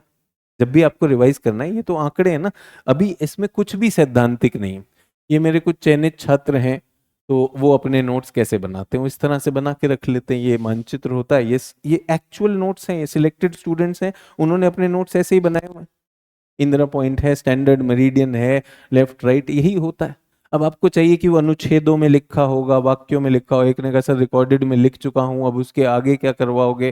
तो ये सिर्फ आंकड़े वाली चीज है। मैं कह रहा हूं किताबों में बार बार जाने की जगह अपना एक नोट्स बनाएं, आपके सामने करके दिखा दिया कि किस तरह से कर रहे हैं। ठीक है, जो छात्र रिकॉर्डेड सुन चुके हैं वो आए लाइव में भी, तो आपके पास ये अवसर होता है, केवल नोट्स ना बनाएं, आपको मूल दृष्टि से भारत की स्थिति पता होनी चाहिए। स्थिति की वजह से भारत की जलवायु पता होनी चाहिए। उसके बाद भारत का समय हमने देख लिया, मानक समय, कर्क रेखा, और ये क्या है हमारा स्टैंडर्ड मेरिडियन, इसकी भी अभी हम चर्चा करने वाले हैं। यहां तक क्लियर हो गए सब लोग? सब लोग क्लियर है? ठीक है, अब आपके पास खुला हुआ है, तो एक एक करके मानचित्रों का परिचय ले ले। और वो वाला जो प्रश्न है कि भारत को उपमहाद्वीप क्यों कहा जाता है, वो थोड़ी देर में करेंगे। तो हमारा पहले राजनीतिक मानचित्र ले लें सभी लोग, जल्दी से राजनीतिक मानचित्र खोल के रखें। कौन सा खोला? राजनीतिक मानचित्र। परिचय चल रहा है राजनीतिक मानचित्र का। यार एक बार चैट ऑन कर देना, अगर ऑनलाइन छात्र भी यहां तक मेरे साथ है। नोट्स मैंने आपको बता दिया, इसको मिनिमम नोट्स में ही रखेंगे। तो पहला काम सभी लोग, कि जो हमारी प्रमुख अक्षांश देशांतर है वो तो हम देख चुके हैं। अब हम राजनीतिक मानचित्र में पहली चीज हमें दिखाई देती, अलग अलग रंग के राज्य हैं, है ना। तो भारत के जितने भी राजनीतिक इकाई हैं वो अलग अलग रंग के राज्य हैं। राज्य और उनकी राजधानी हमें पता होनी चाहिए। राज्य, राजधानी, और उसके साथ में बहुत सारे छोटे मोटे शहर भी हैं, वो सारी चीजें। लेकिन एक जीएस के छात्र को मोटे तौर पर क्या पता होना चाहिए? राज्य, राजधानी, और अगर इनमें से कोई शहर इंपॉर्टेंट है तो वो या न्यूज में है तब, अदरवाइज नहीं। ठीक है, उसके ऊपर ही दूसरा मानचित्र क्या है? भौतिक मानचित्र दिखाई दे रहा है। दूसरा मानचित्र क्या है? भौतिक। इसके रंग कम हो जाते हैं, इसमें फिर स्टैंडर्ड रंग आएगा, हरा रंग आएगा, पीला रंग आएगा और भूरा रंग आएगा, तीन ही रंग होंगे, और रंगों का शेड बदल जाएगा। और जल के लिए क्या आएगा? नीला रंग आएगा। हल्का नीला, गाढ़ा नीला, गहराई का सूचक। नीले का गाढ़ापन, गहराई का सूचक। हरे का गाढ़ापन, मैदान का सूचक, जितना ज्यादा मैदानी होगा उतना हरा रहेगा। भूरे का गाढ़ापन, ऊंचाई, पर्वत का सूचक। ठीक है, तो भारत में हमें कहां पर मैदान दिखाई दे रहे हैं? भारत के उत्तर पश्चिम में मैदान दिखाई दे रहे हैं, है कि नहीं? दिखाई दे रहे हैं। भारत के उत्तर और पूर्वोत्तर की तरफ भी कुछ मैदान दिखाई दे रहे हैं, और तटीय रेखाओं में, तट के आसपास दिखाई दे रहे हैं। तो ये हो गया आपका मैदान। बीच में पूरा का पूरा पठार, ठीक है, और उत्तर में पर्वत। अब ये कैसे बने, क्यों बने, इनका भूगर्भिक इतिहास क्या, वो सारी बातें की जाएंगी। आज सिर्फ परिचय लिया जा रहा है, रंगों से हम परिचय ले रहे हैं। मुझे बताइए, हल्का नीला रंग कौन से तट पे ज्यादा है, पश्चिमी या पूर्वी तट पे? सभी लोग उत्तर देंगे, सभी लोग जल्दी जल्दी जल्दी। पश्चिमी क्षेत्र में हल्का नीला रंग ज्यादा है, तो इस क्षेत्र को कहा जाता है निमग्न तट, कॉन्टिनेंटल शेल्फ। भारत की पश्चिमी शेल्फ ज्यादा चौड़ी है, पूर्वी शेल्फ कम चौड़ी है। दिखाई दे रहा है? सिर्फ रंग रंग से बता रहा हूं, सिर्फ रंग रंग से बता रहा हूं। ठीक है, डन। लेकिन जब मैं भूमि पर आता हूं तो हमें हरा रंग देखना है, तो हरा रंग आप देखेंगे पूर्वी तट का हरा रंग ज्यादा है। तो तटीय मैदानों में पश्चिमी तटीय मैदान पतले हैं और पूर्वी तटीय मैदान चौड़े हैं। लेकिन निमग्न तट में इसका विपरीत हो जाता है। इसे नोट करने वाली बात है कि हमारा पश्चिमी तट का जो निमग्न तट है वो चौड़ा है और पूर्वी तट का निमग्न तट वो क्या है? संकरा। अच्छा, निमग्न तट किसका सूचक होता है? वहां पर हार्बर या पोर्ट बन सकते हैं कि नहीं? तो भारत में पश्चिमी तट पर ज्यादा पोर्ट निर्माण, हार्बर निर्माण, मत्स्यन का विकास कहां पर ज्यादा हुआ है? पश्चिमी तट पर ज्यादा हुआ है, पूर्वी तट पर कम हुआ है। ये मोटी मोटी चीज केवल देखने भर से पता चलता है। ठीक है, डन। सो पूर्वी पश्चिमी हो गया, पूर्वी पश्चिमी हो गया। ये परिचय था सिर्फ रंग से। अब वापस आते हैं, राजनीतिक मानचित्र पर चल रहे हैं। तो पहला प्रश्न जो मेरा है कि हमारी जो ये कर्क रेखा है, नहीं पहले हम इसमें देखते हैं हमारे पास राज्य कितने कितने राज्य हैं हमारे पास। भारत के पास 28 राज्य हैं और केंद्र शासित प्रदेश कितने हैं? ये है 8। 28 राज्य हो गए तो उनकी राजधानियां भी होंगी। ये सब हमें याद होने चाहिए। अब 28 राज्यों की राजधानियों में अगर मैं आप लोगों से पूछूं कि किसी राजधानी में कंफ्यूजन होता है? सब रटी हुई हैं, रटी हुई हैं। पूर्वोत्तर में जाके कुछ कुछ फंस जाते हैं, है ना? पूर्वोत्तर में जाके सर वो समझ में आता है। तो आसाम की क्या है, बिना देखे बताओ? दिसपुर है, गुवाहाटी है? दिसपुर पक्का है, क्योंकि वहां फ्लाइट तो गुवाहाटी ही जाती है, दिसपुर नहीं जा रही होती। ठीक है, तो अब हम क्या करने वाले हैं, इन 28 राज्यों को भौगोलिक रूप से देखेंगे। ठीक है, सोच बनानी इनके बारे में कि कैसे दिखाई देते हैं भौगोलिक रूप से। और अगर मैं आपको सूची दूं तो सूची आपके लिए बोरिंग भी होगी, याद भी नहीं कर पाएंगे। इसी चर्चा में हमें कुछ इन राजधानियों के बारे में पता चलेगा। तो हम 28 राज्यों की हम बात कर रहे हैं। ठीक है, तो मेरा पहला प्रश्न आप सबसे ये है, अभी उस राजधानी को नहीं देखेंगे, कि जो हमारे राजधानी है किस काम के लिए होती है राजधानी? क्या उपयोगिता है एक राजधानी की? प्रशासनिक या राजनीतिक या दोनों? तो राजनीतिक, प्रशासनिक और न्यायिक, तीनों का केंद्र होना चाहिए कि नहीं होना चाहिए? ठीक है, उसके अलावा जो भी विकास के कार्य हैं, विकास के कार्यों में मान लीजिए सड़क निर्माण है, मान लीजिए बांध निर्माण है, मान लीजिए हरियाली खेती देखनी है, वो सारी चीजें, उनका भी एक केंद्र होना चाहिए। तो हर एक चीज का एक केंद्र रखा जाता है, तो राज्य का एक केंद्र बनाया जाता है। राज्य का केंद्र क्या होता है? वो राजधानी कहलाता है। राज्य बड़े भी होते हैं, छोटे भी होते हैं। तो राज्यों को और छोटी चीजों में तोड़ा, वो क्या हो गए? जिले हो गए, जिसका आप कलेक्टर बनना चाहते हो। जिले का भी एक केंद्र होता है, जिले का भी हेडक्वार्टर होता है। तो हम क्योंकि जीएस की हम बात कर रहे हैं, हम जीएस की बात कर रहे हैं, तो हम राज्य स्तर तक रुकने वाले हैं। अब किसी भी राज्य की राजधानी वो भौगोलिक रूप से देखा जाए, ये तो हमने मान लिया कार्यकारी रूप से तो वो केंद्र है, फंक्शनल सेंटर है। अगर भौगोलिक रूप से देखा जाए तो हमें कहां पर रखना है, कहां होनी चाहिए? भौगोलिक केंद्र में स्थित होनी चाहिए कि नहीं होनी चाहिए? होनी चाहिए। अब हम ये देखने वाले हैं कि वहां का भूगोल क्या इस बात को टैली करता है जो हमने किया है, नहीं किया। हम एक एक राज्य को देखने वाले हैं। इस चक्कर में हमारी थोड़ी चर्चा भी होगी, थोड़ी हमारी सोच भी खुलेगी। ठीक है, सभी लोग मेरे साथ? गंगाधर हैं, ये कह रहे हैं गांधीनगर, भोपाल, रांची और आइजोल ये होता है अ, रटने का दुष्परिणाम। ठीक है, जगह जगह पे मेंढक टर्राने लगेगा, टर टर टर, उल्टी कभी भी आ सकती है। तो ये है कि हमारी कर्क रेखा पर कौन सी राजधानियां हैं? तो 4 राजधानियां हैं। पूछा नहीं पूछा, लगे हाथ उल्टी कर दिए। एक तब से छाप रहा है, क्या रिकॉर्डेड क्लास इनफ है? क्या रिकॉर्डेड क्लास इनफ है? हाँ भाई, इनफ है, बिल्कुल इनफ है। आपको अगर यही पूछना है कि रिकॉर्डेड इनफ है नहीं है, इनफ है नहीं है, तो आप समय बचाइए। मैंने क्लास के प्रारंभ में ही कह दिया ना कि भाई अगर आपको, आपका उद्देश्य भारत भूगोल है, किन्हीं कारणों से क्लास नहीं हो पाई, क्योंकि मेरी भी व्यस्तता थी और बहुत सारी क्लासेस थी और कुछ मेरे पिताजी के स्वास्थ्य का भी इशू था, तो मैं वैकल्पिक भी दे रहा था तो नहीं ले पाया। तो हमने कहा कि छात्र जो हैं तब तक रिकॉर्डेड कर लें। तो जिनका उद्देश्य ये था कि भारत का भूगोल उनकी समझ में आ गया, अच्छी बात है, आपको रिकॉर्डेड ने भी मदद कर दी। आपको कोई ऐसा टॉपिक लगता है कि ये वाले टॉपिक में रिकॉर्डेड में मैं सर से ये पूछना चाहता हूँ या चाहती हूँ, उस पर्टिकुलर क्लास में आ जाइए, वो भी हो सकता है। या मैं इतनी समझदारी की अपेक्षा कर सकता हूँ अपने छात्रों से, भैया तो मैं आपको बिल्कुल बुद्धू मान के चलूं, वो जो इसने कहा सर वो वाले नोट्स लिख लिए, इसके भी लिखूं क्या? अबे तब भी भारत भारत ही था, आज भी वही है, अक्षांश देशांतर बदल थोड़ी गया, वही रहेगा। तो ये इतनी भी अगर हमारे पास समझ नहीं होगी तो एक दिक्कत है। डन। दूसरा ये है कि आप कर चुके हैं, आप क्लासेस कर चुके हैं, आपके पास अवसर है। मैंने अभी पूछा तो उन्होंने बहुत अच्छे से, उनका भी आत्मविश्वास बढ़ा कि मैंने क्लास में उत्तर दिया, तो आप बिल्कुल दे सकते हो सही उत्तर भी। तो भाई देखिए, गलती करके तो हमारा आत्मविश्वास टूटता है। वो जो आप टेस्ट सीरीज देते हैं जिसमें आपके नंबर नहीं आते हैं, सर बहुत बुरा लग रहा है, बहुत बुरा लग रहा है, कभी अच्छा लग रहा हो अच्छा लगा लो यार।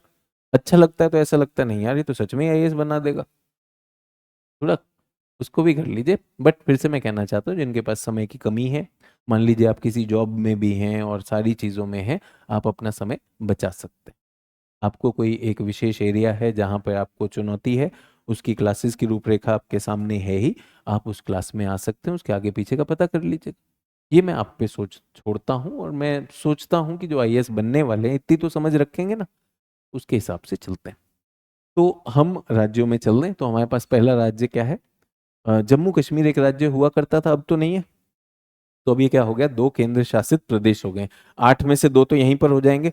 जम्मू कश्मीर की राजधानी श्रीनगर हो चुकी है, और दूसरी क्या बनी है? लद्दाख, लेह बनी है। तो 2 केंद्र शासित प्रदेश आपका मानचित्र दिखा रहा है। इससे पहले ये क्या था? इससे पहले एक राज्य था।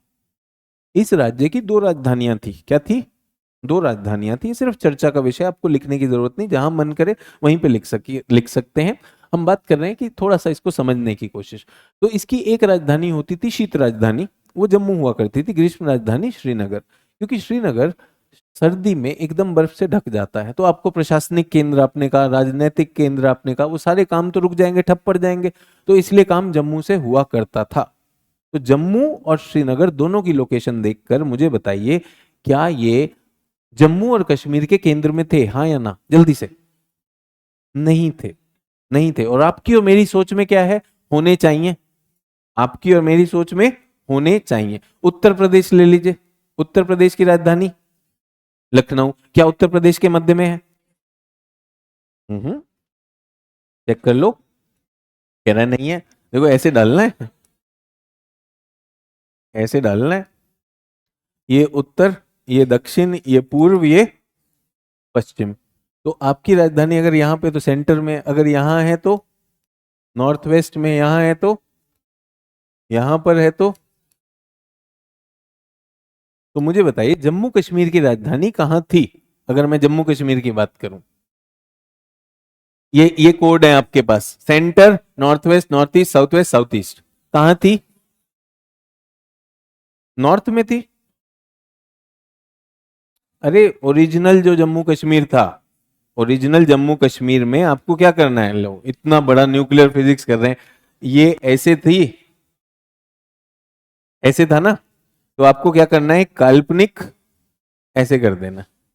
तो मुझे बताइए, श्रीनगर यहां पर है? नहीं है। श्रीनगर यहाँ है? नहीं है। यहाँ है? नहीं है। यहाँ है? यहाँ पर है? तो यहाँ है। तो कहाँ पे खिसकी हुई थी? पश्चिम में। और जम्मू कहाँ है? जम्मू यहाँ पर है। यही तो बात है। फ्री। डन। ठीक है। तो कहाँ पे थी? केंद्र से हटी हुई थी।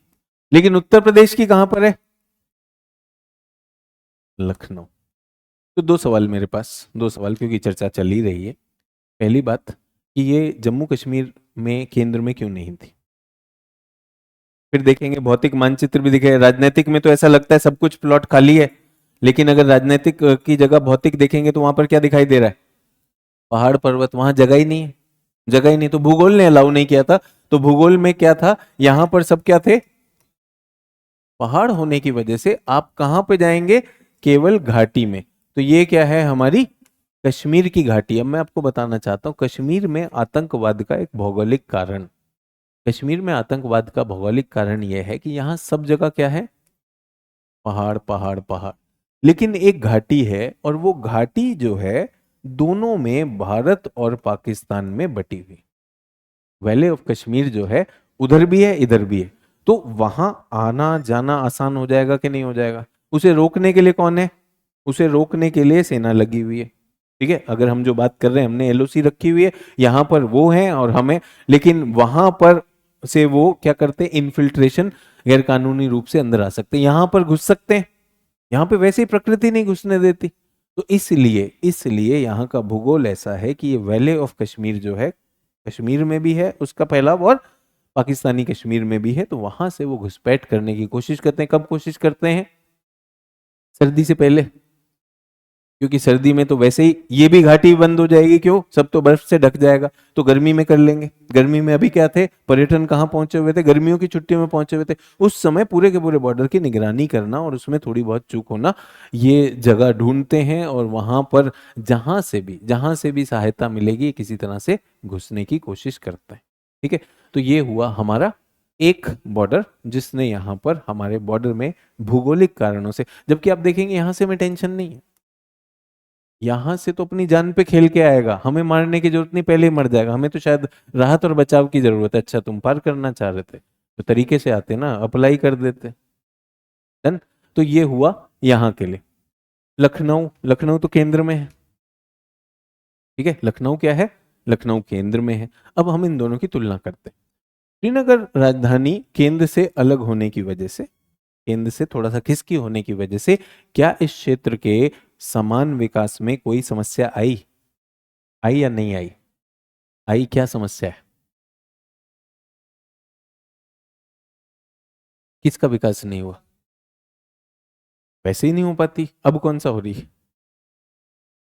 पहली चीज ध्यान दीजिएगा, बॉर्डरिंग राज्य है, एक तरफ पाकिस्तान दूसरी तरफ चीन, जो हमारा उत्तर का क्षेत्र है वो है नहीं, तो हम कैसे पता कर सकते हैं कोई राजधानी केंद्र में है? आंख आंख आंख, जैसे वो मम्मी देखती ना बिंदी सेंटर में लगी है इधर, आईने में देख के मम्मी सही करती है ना बिंदी, कह रहा हम कैसे पता कर सकते हैं? अब एक कल्पना, बताओ क्या ठटाओ यार, ये फिर ऐसी ऐसी बात करने लगता, फिर आईएएस की बात करेगा, हम कैसे पता कर सकते हैं? ड्राइंग बना के दिखाई, मास्टर जी ने ऐसे कहा, एक ऐसे रेखा डाल लो। ठीक है, और ये ऐसे वाले होते हैं, नाप के देख रहा होता है एकदम स्केल से, इतना खतरनाक नहीं होना, सामान्य सोचो। ठीक है, तो पहली चीज तो बॉर्डर पे अगर आप जो है उसको पेट्रोलिंग में दिक्कत होगी तो यहाँ पर एक स्ट्रेटेजिक कैपिटल हो जाती है, यहाँ का ध्यान रखना होता है। दूसरी चीज ये है कि जब आपके दुर्गम भूगोल होता है तो वहाँ विकास में चुनौतियां आती हैं। तो स्वाभाविक सी बात हुई कि जम्मू का विकास हुआ, श्रीनगर का विकास हुआ, लेकिन लद्दाख क्षेत्र का विकास नहीं हुआ। इसीलिए लद्दाख की हमेशा एक मांग रही कि हमारे हितों की अनदेखी होती है। अगर आप वैसे भी देखें, अगर इसको धार्मिक रूप से भी देखने की कोशिश करें, अगर हम इनकी जनसंख्या के आधार पर देखेंगे तो आप देखेंगे कि जम्मू जो है हिंदू आ जाता है, हिंदू बहुल हो जाता है, और कश्मीर जो है वो मुस्लिम बहुल हो जाता है, और तीसरा क्या आता है, लद्दाख, जहां पे बुद्धिज्म भी है कि नहीं? और इसको मैं सांस्कृतिक विविधता कहूंगा। लेकिन जब केंद्र हो गए श्रीनगर और जम्मू, तो क्या हमें लद्दाख अलग होता दिखाई दिया कि नहीं? बहुत लंबे समय से उनकी मांग रही कि हमारे हितों की अनदेखी होती है, हमारा विकास जो है हमेशा द्वितीयक उस पर रहता है, प्राथमिकता नहीं मिलती है। तो इसलिए एक मांग थी, उस मांग के चलते एक यूटी अलग बनी कि नहीं, लद्दाख, तो ये यूटी बनी। तो ये जो मांग बनती है, ऐसे ही एक और उदाहरण जो हमारी लेटेस्ट राज्य बना इससे पहले, तेलंगाना है। तो तेलंगाना आंध्र का हिस्सा है, आंध्र तटीय क्षेत्र भी है और एक बीच का क्षेत्र भी है जो अब तेलंगाना बन गया है। तो तेलंगाना ऐसा क्षेत्र था, वो वृष्टि छाया क्षेत्र था, वहां पे बारिश भी नहीं होती थी, वहां की कृषि भी मुश्किल हो रही थी। लेकिन जो तटीय क्षेत्र है, तटीय क्षेत्र में तटरेखा आपने देखी, इतनी बड़ी तटरेखा है, वहां नौवहन का विकास हो सकता, आर्थिक रूप से सब कुछ है। तो तेलंगाना ने कहा कि भाई हमारे साथ यहाँ पर भेदभाव होता है, विकास की जितनी भी स्कीम्स होती हैं वो इधर के लिए होती है, तटीय क्षेत्र के लिए होती है, तेलंगाना और रायलसीमा को इसमें अनदेखी करते हैं। तो ये जो अन्य राज्य की मांग होती है, कहीं ना कहीं पे राजनीतिक और प्रशासनिक असंतुष्ट करने के भौगोलिक कारणों से होती है। समझ में आया? अब क्या इसका इलाज राजधानी को केंद्र में कर देना है या नहीं, उसका उदाहरण बनता है उत्तर प्रदेश। उत्तर प्रदेश उत्तम प्रदेश है या नहीं है? सरकार तो इसे उत्तम ही कहती है अब, है कि नहीं? उत्तर प्रदेश में एकदम, आप सोच के बताइए मुझे, राजधानी केंद्र में होने की वजह से क्या बहुत ज्यादा विकास हो गया? अब होने को तो हम जानते हैं कि दक्षिणी राज्यों में ज्यादा विकास हुआ है। दक्षिणी राज्यों में अगर हम जॉब का भी सिनेरियो देखें तो वहां पे लोगों के पास रोजगार भी ज्यादा है, महिलाओं का शिक्षण और महिलाओं का स्तर अगर हम देखें वो भी ज्यादा है। लेकिन उत्तर प्रदेश में तो राजधानी केंद्र में थी, फिर क्यों गड़बड़ हुआ? तो उत्तर प्रदेश का आकार बहुत बड़ा है। बल्कि इसमें तो एक छुटकू यहाँ पर उत्तराखंड भी हुआ करता, उत्तराखंड ने भी हाथ जोड़ लिए, भाई हमें छोड़ दो। क्यों? ये क्या है? मैदानी। ये क्या है? पर्वतीय। तो उनका तीर्थ के लिए तुम हमारे पास भेज देते हो, बट विकास के लिए अपने मैदान में ही रहते हो, तो हम अपना खुद ही कर लेंगे। ठीक है, पहली चीज ये। अब जब आपका राज्य बहुत बड़ा होता है, बहुत बड़ा होता है, तो उसके प्रशासन के लिए केंद्र जो है सबसे दूर होने लगता है। केंद्र क्या होने लगता है? सबसे दूर। और अगर हम भूगोल में आज बात कर रहे हैं, भूगोल में बड़े का मतलब ये मत समझ के चलिए कि भूगोल में केवल आकार में बड़ा है। भूगोल में सब चीजों में बड़ा है, संस्कृति में बड़ा है। संस्कृति में मैं पश्चिमी उत्तर प्रदेश से आता हूं, मैं और तू में ही बात करता हूं, लेकिन यहां से चलते चलते मैं सिंगुलर से प्लूरल हो जाऊंगा। मैं चला था, हम पहुंचे, बदल जाएगा कि नहीं? इधर मैं तू बोल दो तो बुरा मान जाएगा, और यहां पे मैं तू ना बोलो तो टेंशन होती है, अपना नहीं है, ये पराया है। ठीक है, यहां बात बात में आप विराट कोहली के स्वर सुन सकते हैं। जब वो बोलते हैं वो मीन नहीं करते वो चीज, वो उनकी भाषा का हिस्सा है, वो उनका जीरा है जो वो बोल रहे हैं, वैसा नहीं मीन कर रहे। यहां पे तो अपशब्द हो गए, बोला कैसे? मैंने तो बोला ही नहीं, नहीं बोला तो था, नहीं मतलब मीन नहीं किया था। यहां पे तो निकल रहा होता है, वो चीजें बदल जाती हैं। यहां पर अगर आप देखेंगे, हरित क्रांति के कारण पंजाब, हरियाणा, पश्चिमी उत्तर प्रदेश, यहां बहुत ज्यादा आर्थिक प्रगति हुई है।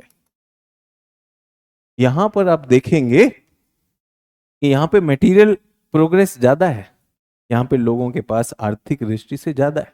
लेकिन आर्थिक चीजों में जाते जाते फिर आप क्या हो जाते हैं? वस्तुनिष्ठ ज्यादा हो जाते हैं। यहां पर क्या है? यहां पर प्रेम ज्यादा है। यहां सड़क पे रेड लाइट पे दो झापड़ मार के मार सकते, किसी की भी जान ले सकते हैं, है कि नहीं? यहां बड़ी बड़ी कार दिखाने का शौक है, यहां पर कार है ही नहीं, सब सब चंगा सी। यहां पर मतलब पूरा का पूरा विश्व टेंशन में आ गया, जितनी आबादी नहीं है उनकी, उतने तो नहाने पहुंच गए थे। उनकी आबादी नहीं है उतनी, पूरी कोशिश करें तब नहीं बढ़ पा रही है उनकी। हमारे तो नहा के स्नान करके लौट आए, दो चार आ भी नहीं पाए। बहुत ही अलग चीजें। तो यहां पर जो हम चुनौती देखते हैं, यहां पे नारी का स्तर, यहां पे नारी का स्तर, यहां पे कृषि का स्तर, यहां पे कृषि का स्तर, यहां का आर्थिक, यहां का आर्थिक, यहां की राजनीति और यहां की राजनीति बिल्कुल अलग है। तो अपने आप में उत्तर प्रदेश बहुत बड़ी केस स्टडी है, और बता रहा हूं विश्व की 5वीं सबसे बड़ी आबादी का क्षेत्र है विश्व का। अगर हम देशों के भी देख लें तो सबसे पहले भारत, फिर चीन, फिर यूएसए, फिर इंडोनेशिया, फिर उत्तर प्रदेश। तो आपको लगता है योगी जी जो हैं राज्य देख रहे हैं ना? देश। और देश में अलग अलग, सब अलग अलग। तो सोच के देखिएगा। तो ऐसे केस में क्या आपने देखा क्षेत्रीय मांग बनती है कि नहीं बनती है? क्षेत्रीय मांग की, यूपी जो है ये राज्य बहुत बड़ा है, राजनीतिक प्रशासनिक रूप से इस राज्य का बेहतर प्रशासन के लिए मांग बनती है कि इसके कुछ हिस्से किए जाएं। अब वो कब होंगे, क्या होंगे, बट एक मांग रहती कि नहीं रहती? सिमिलर एक मांग अभी हम दक्षिण में पहुंचेंगे तो महाराष्ट्र में निकल के आएगी, मराठवाड़ा और विदर्भ की। तो केवल ये कह देना कि राजधानी अगर केंद्र में है वो समाधान है, वो नहीं है। राजधानी केंद्र में होना चीजों को सुगम तो कर सकता है, लेकिन आपको अपना आकार देखकर और आपको अपने अवसर देखकर, अपना भूगोल देखकर केंद्र में बनाओगे, पहाड़ पे बनाओगे, पहाड़ की चोटी पर जब कोई पहुंच ही नहीं पाएगा। ये भी होता है। और एक और चीज मुझे दिखाई देती है कि देश तो बाद में बने ना, मनुष्य तो पहले आए थे। तो मनुष्य ने परंपरागत रूप से सभ्यताओं का विकास कर लिया। कहां पे पहुंचे? जहां पे सुगम भूगोल था, अच्छा तटीय क्षेत्र था या नदियों का क्षेत्र था। ये प्राचीन कारणों से, ऐतिहासिक कारणों से कुछ सभ्यताओं ने अपनी अपनी जगहें बना ली हैं, तो वो अपनी जगहों पर बने ही रहेंगे। कुछ हमने देखा उपनिवेश काल में, जब ब्रिटेन जब हम पे राज करता है, तो ब्रिटेन का तो कोई उद्देश्य नहीं था कि भारत का एक समान विकास हो। उसे बस ऐसा विकास चाहिए था जिससे उसका काम चलता चले। तो उसको चीजें, हमें हमारे जो संसाधन थे उसको वापस ब्रिटेन भेजना था और ब्रिटेन की चीजों को आयात करना था। उसने सिर्फ पोर्ट का निर्माण किया, वो भी बहुत ज्यादा नहीं बनाए। क्या किया? कलकत्ता उसकी पहली राजधानी थी, कलकत्ता कर लिया। फिर उसने केंद्र में आके दिल्ली में राजधानी शिफ्ट की, तो कलकत्ता दिल्ली हो गया। उसके बाद नीचे मद्रास हुआ करता था और बंबई और कुछ गुजरात के क्षेत्र में। तो ये ब्रिटिशर्स के काल में ही हो गया था, उन्होंने किया। क्षेत्रीय विकास उनका उद्देश्य नहीं था। लेकिन यहां जब भारत आजाद भी हो गया तो आबादी और आर्थिक अवसर ज्यादा थे कि नहीं थे? तो अब पश्चिम बंगाल को अपनी राजधानी चुननी है। आपके पास कलकत्ता जैसा शहर है, तो क्या आप उसे राजधानी रखोगे कि नहीं रखोगे? रखोगे। बट क्या वो केंद्र में है, भूगोल के केंद्र में है? नहीं है। उसी तरह महाराष्ट्र को करनी है अपनी राजधानी, वो बंबई रखेगा ही रखेगा। और उसमें क्या चुनौतियां आती हैं हम उन्हें एक एक करके देखते जाएंगे। तो जम्मू कश्मीर क्लियर हो गया सभी लोगों को कि केंद्र से हटा हुआ था, इसलिए मांग भी बनी, और अब तो ये केंद्र शासित प्रदेश है, तो उससे चल रहा है। हिमाचल में आइए जरा, हिमाचल में जल्दी से बताइए मुझे कहां पर है? यही एक्सिस रखना है, नॉर्थ साउथ सेंटर कहां है? East west centre. लगभग आपको अप्रोक्सीमेट एक एक्सिस बनाना है, साउथ में है। तो साउथ को खिसकाने का कारण क्या? आपको भौतिक भूगोल दिखाई दे रहा है, वहां सब पर्वत हैं, उसके नीचे ही आएगा। ठीक है। इन दोनों राज्यों में प्रशासन में, कल को आप आईएएस बनेंगे, मेरे बहुत से छात्र इस तरफ जो हैं आईएएस इन पहाड़ी राज्यों में, उनके लिए ये सारे क्षेत्र ऐसे होते हैं, दुर्गम भूगोल है। यहाँ आपदा खूब आती है। आपदा प्रबंधन, लोगों को जो बाढ़ से या हिमस्खलन से, भूस्खलन से जो विस्थापित होते हैं, उनके खास ध्यान रखना चुनौती है। वहाँ के संसाधनों की रक्षा करना, वहाँ के वनों की रक्षा करना, ये सारा चुनौती है। अगर आप सोचते हैं कौन से राज्य में आईएएस बनेंगे, तो यहाँ भौगोलिक चुनौती रहती है। और अगर आप बॉर्डर में हो तो एक बॉर्डर मेंटेनेंस भी एक बड़ी चुनौती आती है। तो ये हो गया हमारा हिमाचल प्रदेश। ठीक है। राजधानी क्या है? शिमला। जल्दी से एक बार बोल भी लेंगे, राजधानी हो जाए। अब हम आते हैं पंजाब और हरियाणा। राजधानी चंडीगढ़। बेटा आप शर्मा क्यों रहे हो? आपको मिल रहा है कि नहीं बोल रहा है? कुछ लोग ऐसे, मैं नहीं बोलूंगी, आईएएस बन के बोलोगे, मुझे पता है, आज भी बोल सकते हैं। कुछ लोग ऐसे हैं, जिस दिन मैं बनूंगी उसी दिन बोलूंगी थैंक यू सर, अच्छा लगा पढ़ के, अभी भी बोल सकते हैं। धीरे धीरे इस सारे असहजता को मिटाओ। आप ऑफलाइन, ऑनलाइन के छात्रों के पास ये अवसर नहीं है। ऑफलाइन के जो छात्र आए हैं, उतना संवाद आपका होना चाहिए। आत्मविश्वास भी बढ़ाइए। जिस वजह से दिल्ली आए हैं उसका पूरा लाभ तो लीजिए। नोट्स तो वो छाप ही रहा है, एक रिकॉर्डेड छाप चुका है, एक आज दोबारा छाप रहा है। पिछले वाला नीली स्याही से छापा था, आज हरी से छाप रहा होगा। ठीक है, डन। तो इन दोनों की राजधानी चंडीगढ़ है। और मुझे समस्या लगती है, चंडीगढ़ क्यों हो दोनों की राजधानी? या पंजाब? पंजाब देखिए जरा, बॉर्डरिंग स्टेट है कि नहीं? पंजाब में आतंकवाद की भी एक समस्या रही एक जमाने में। आज पंजाब में वो समस्या नहीं है। पंजाब में समस्या हो गई ड्रग्स की। और ड्रग्स भी कहां से आते हैं? वो भी बॉर्डर पार आते हैं। पंजाब के युवा जो हैं वो भी हम देखते हैं।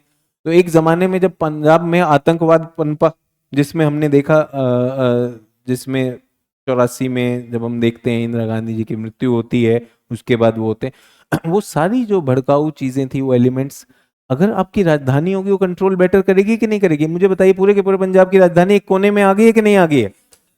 पंजाब के प्रशासन में ये जो ड्रग्स का है इसको भी रोकना है। और जिस तरह का हमारा बॉर्डर है, अभी जो हुआ, अभी जो ऑपरेशन सिंदूर के समय जो बमबारी हुई पंजाब के बॉर्डरिंग क्षेत्रों में हुई कि नहीं हुई? तो प्रशासन को यहां पर होना चाहिए। एक एक राजधानी दोनों को दे देने का चुनौती है कि नहीं है?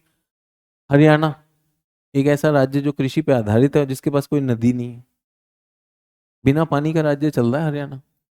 कब से बात चली है कि हम ये सतलुज यमुना को लिंक कर देंगे, एक नहर आ जाएंगी। चुनौती है कि नहीं है? चुनौती। अब हरियाणा किससे बात करे? राजधानी दोनों की कॉमन कर रखी है कि नहीं? और वो राजधानी को भी क्या स्टेटस दिया हुआ है? केंद्र शासित प्रदेश भी है। तो एक मांग बनती कि नहीं बनती? और किसी और वजह से नहीं है, यहाँ की अपनी चुनौतियां हैं, यहाँ की अपनी संस्कृति है, यहाँ के अपने लोग हैं, तो उनका एक प्रशासन होना चाहिए कि नहीं होना चाहिए? तो दोनों को एक राजधानी दी गई है अभी के लिए, और ये केंद्र शासित प्रदेश भी है। तीसरा केंद्र शासित प्रदेश हो गया, क्या हो गया ये? चंडीगढ़। ठीक है, राजधानी का इशू आ गया इसमें, केंद्र में नहीं है। सिर्फ फिर ऐसा क्यों है? ऐतिहासिक कारणों से। फिर से आपको बताया कि जब हम आजाद हुए तो ऐसे राज्य तो नहीं थे, सरदार पटेल ने बहुत से राज्यों को एकीकरण किया। तो जब एकीकरण कर रहे थे छोटे छोटे राज्यों के लिए, उतनी सारी बनाने की जगह उस समय के लिए क्या कर दिया? एक चंडीगढ़। बट समय बदल गया, 2025 में बात कर रहा हूं, 2025 में बात कर रहा हूं, तो आना चाहिए कि नहीं आना चाहिए? बिल्कुल आना चाहिए, वो एक सोच बननी चाहिए। राजस्थान कैसा लग रहा है इसके बाद का राज्य? जयपुर है। जल्दी से बनाओ, उसमें axis north south east west क्या आ रहा है? ईस्ट में आ रहा है, पूर्वी में आ रहा है, पश्चिमी में क्यों नहीं आ रहा? एक यहाँ पे पर्वत श्रृंखला है कि जल्दी से देखिए, अरावली है भौतिक मानचित्र में। तो अरावली के पश्चिम में यहाँ पर मरुस्थल ज्यादा हो जाता है। तो मरुस्थलीय होने के कारण और आबादी भी कम हो जाती है, तो प्रशासनिक चुनौतियां और बाकी चीजों के लिए केंद्र क्या है? जयपुर केंद्र बनता है, इसलिए यहां पर रखा गया। और पश्चिम को सुरक्षा की दृष्टि से आप देखेंगे वहां बीएसएफ आ जाएगा, बाकी चीजों के पोस्ट आ जाएंगे, वो सारी चीजें वहां चली जाती। डन। बट निश्चित रूप से पश्चिम का विकास जो है वो स्ट्रेटेजिक कारणों से हमारे केंद्र के पास ज्यादा रहता है, वो राज्य सरकार इधर ज्यादा करे तो ज्यादा अच्छा। राजस्थान हो गया, अब कहां पर आ जाएं? उत्तर प्रदेश हो गया। उत्तराखंड देख लिया, उत्तराखंड की राजधानी केंद्र में है कि नहीं? नया राज्य बना है? नहीं है। कहाँ है? साउथ, नॉर्थ में चेक करो, नॉर्थ वेस्ट में। उत्तर में तो पहाड़ हो गए ना, उत्तर में तो हो ही नहीं सकता, पहाड़ हो गए। तो एक तो देहरादून चल रही है और दूसरी गरसैन भी है। ठीक है, बट यहाँ पे देहरादून दिया हुआ आपके लिए, आप देहरादून पर रुकिए। और ये भी अपने स्थान से वहां से नीचे की तरफ खिसका हुआ है, क्योंकि पर्वत जितना वो अवसर देंगे वहीं पर है, और फिर हमारे पास वो राजधानी मिल जाती। और आप सोचिए, जब ये उत्तर प्रदेश का हिस्सा था तो निश्चित रूप से सांस्कृतिक रूप से, भौतिक रूप से, भौगोलिक रूप से, स्थिति के रूप से वहां से कटा हुआ था कि नहीं केंद्र से? तो यहाँ पर एक एक चीज बनती भी थी, तो एक राज्य की मांग बनी, और एक लंबे काल में वैसी सोच बनी, तो एक नया राज्य बन गया। ठीक है, अब आते हैं मध्य प्रदेश में। भारत के मध्य में आ रहे हैं हम। मध्य प्रदेश, राजधानी भोपाल कहां पर है? ये एकदम बीच में, एकदम बीच में है कि नहीं? थोड़ा सा साउथ हो जाएगा, बट मोटे तौर पर बीच में। बट सोच के देखिएगा, ये मध्य प्रदेश जब एक हुआ करता था छत्तीसगढ़ के साथ, तब वो राजधानी क्या केंद्र में थी? नहीं थी। तो छत्तीसगढ़ के लोगों को क्या इनसे, मध्य प्रदेश के मुख्य भूमि से जो राज्य था उससे थोड़ा सा ये हो सकता है कि भाई हमारी अनदेखी हो रही है? और क्या आप जानते हैं कि छत्तीसगढ़ जो है संसाधन युक्त राज्य है?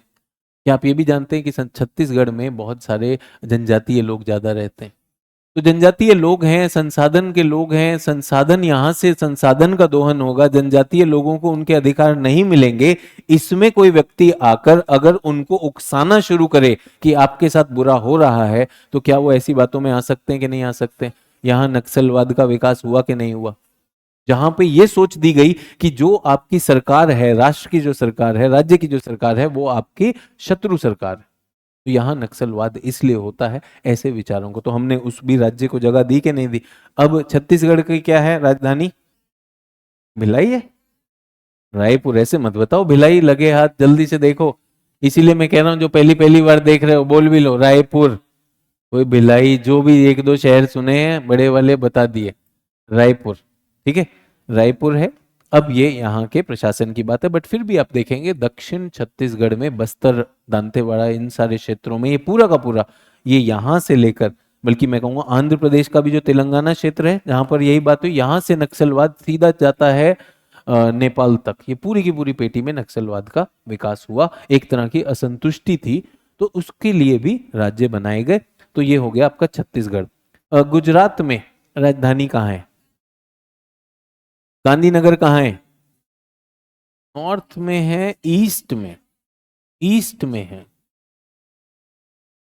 पश्चिम में हमारे पास दो प्रायद्वीप हैं, कच्छ का प्रायद्वीप दिखाई दे रहा है और काठियावाड़ का प्रायद्वीप। जरा उसमें देखिए, भौतिक मानचित्र में लिखा होगा, ये तो फिजिकल है, कच्छ और काठियावाड़। कच्छ में तो समुद्री जल का भराव रहता है, वहां पर बनता है नमक, ठीक है। गांधी जी ने दांडी यात्रा, नमक कानून तोड़ा, ठीक है। तो ये सारा क्षेत्र नमक के लिए है। पहले यहाँ पे एक मरुस्थल हुआ करता था, सागर हुआ करता था, ये सारी चीजें यहाँ पर। तो यहाँ पर आबादी ज्यादा आई नहीं पारंपरिक रूप से। नीचे जाएंगे काठियावाड़, काठियावाड़ भी आप देखेंगे भौतिक मानचित्र में, तो बीच में तो पहाड़ी क्षेत्र है, तट पे कुछ क्षेत्र है, तो ये भी बहुत रहने योग्य नहीं। रहने योग्य है गुजरात के मैदान। अब गुजरात के मैदान किसने बनाए? पहले नदी ढूंढेंगे, माही नदी, जल्दी ढूंढेंगे माही नदी। ये वो नदी है जो कर्क रेखा को दो बार काटती है। जल्दी से माही नदी देख लिया? माही नदी देखा कि नहीं देखा? माही नदी। उसी के बाद एक नदी उत्तर से आती है, साबरमती नदी। साबरमती आ रही, गांधी जी का साबरमती आश्रम, साबरमती नदी। और तीसरी आपकी नर्मदा आएगी, जो पूर्व से आएगी। नर्मदा आ रही है। और ये कौन सी खाड़ी है यहाँ पर? खंबाट की खाड़ी है। खंबाट की खाड़ी है कि नहीं? तो खंबाट की खाड़ी में ये तीन नदियों ने मैदान बनाए। ये मैदान क्या कहलाते हैं?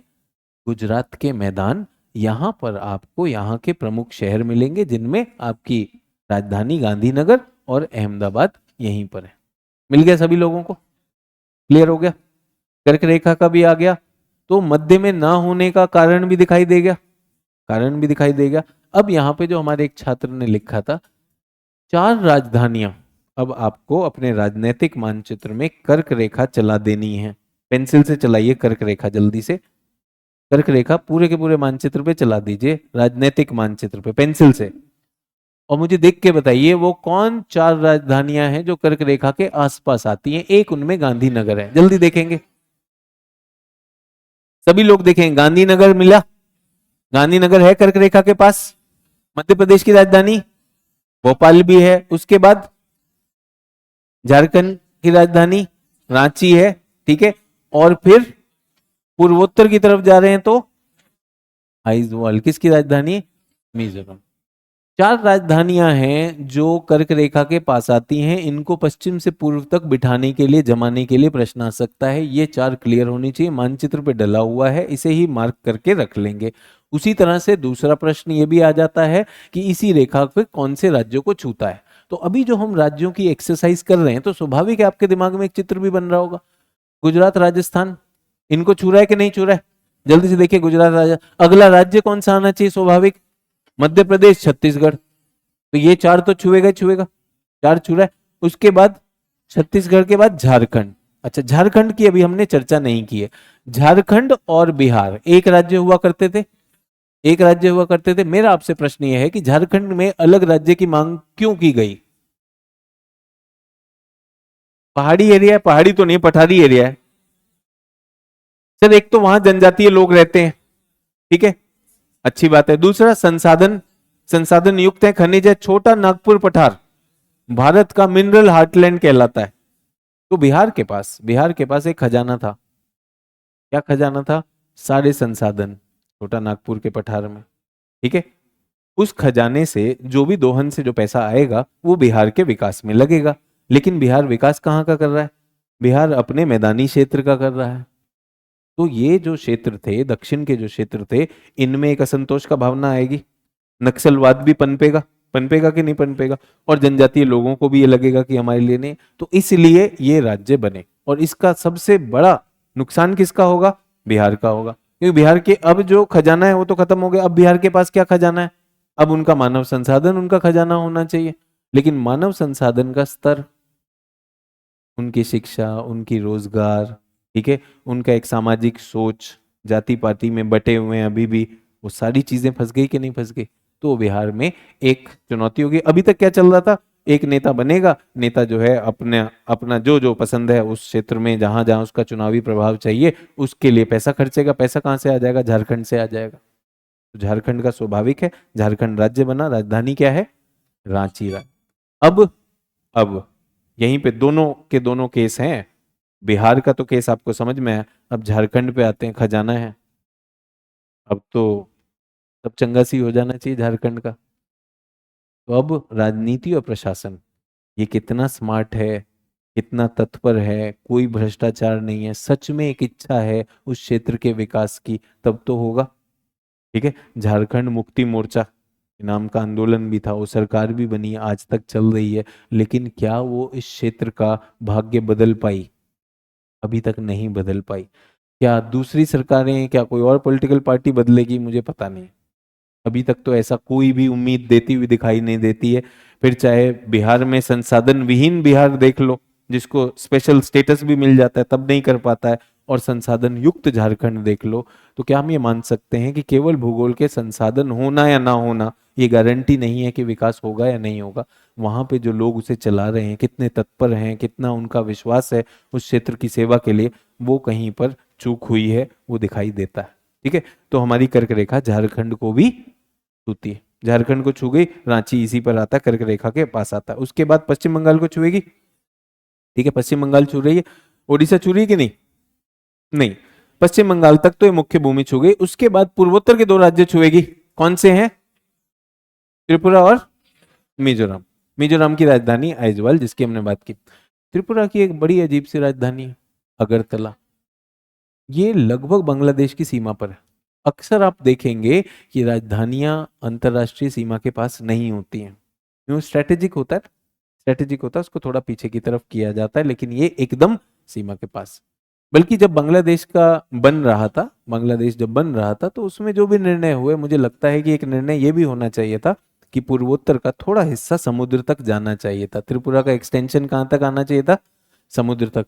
तभी आपने देखा हाल ही में बांग्लादेश के प्रधानमंत्री का बयान कि पूर्वोत्तर भारत तो जो है भारत के हिस्सा, वहां पे तो कनेक्शन ही नहीं है उनके पास। ऐसा सुना आपने? नहीं सुना? चाइना में जाके आजकल वो नया वाला दाना खा रहे हैं, तो चाइनीज दाना खाकर, चाउमीन खाकर उनको चक्कर आने शुरू हुए। उन्होंने कहा भारत का पूर्वोत्तर तो प्रैक्टिकली तो भारत के पास नहीं है। क्यों नहीं है भाई?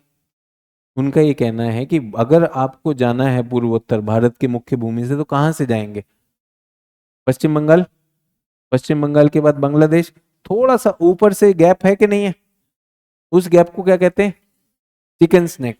उसी में से जाना पड़ेगा। और ये चाइना में बोल रहा है, उसका इरादा क्या है कि आप चाहो तो चिकन नेक है, नेक है, कभी भी गर्दन दबा दो। वो ये कहना चाह रहा था। तो भारत ने पहले तो बांग्लादेश को बताया, सुनो, जितना प्लॉट दिया है ना, वो प्लॉट वापस ले लेंगे, वो वैसे ही पूरा हो जाएगा, नंबर वन। दूसरी चीज, जो तुम इतना चिल्ला रहे हो कि इधर चिकन स्नैक है, तो यहाँ पर म्यांमार से एक पोर्ट है, सितवे पोर्ट।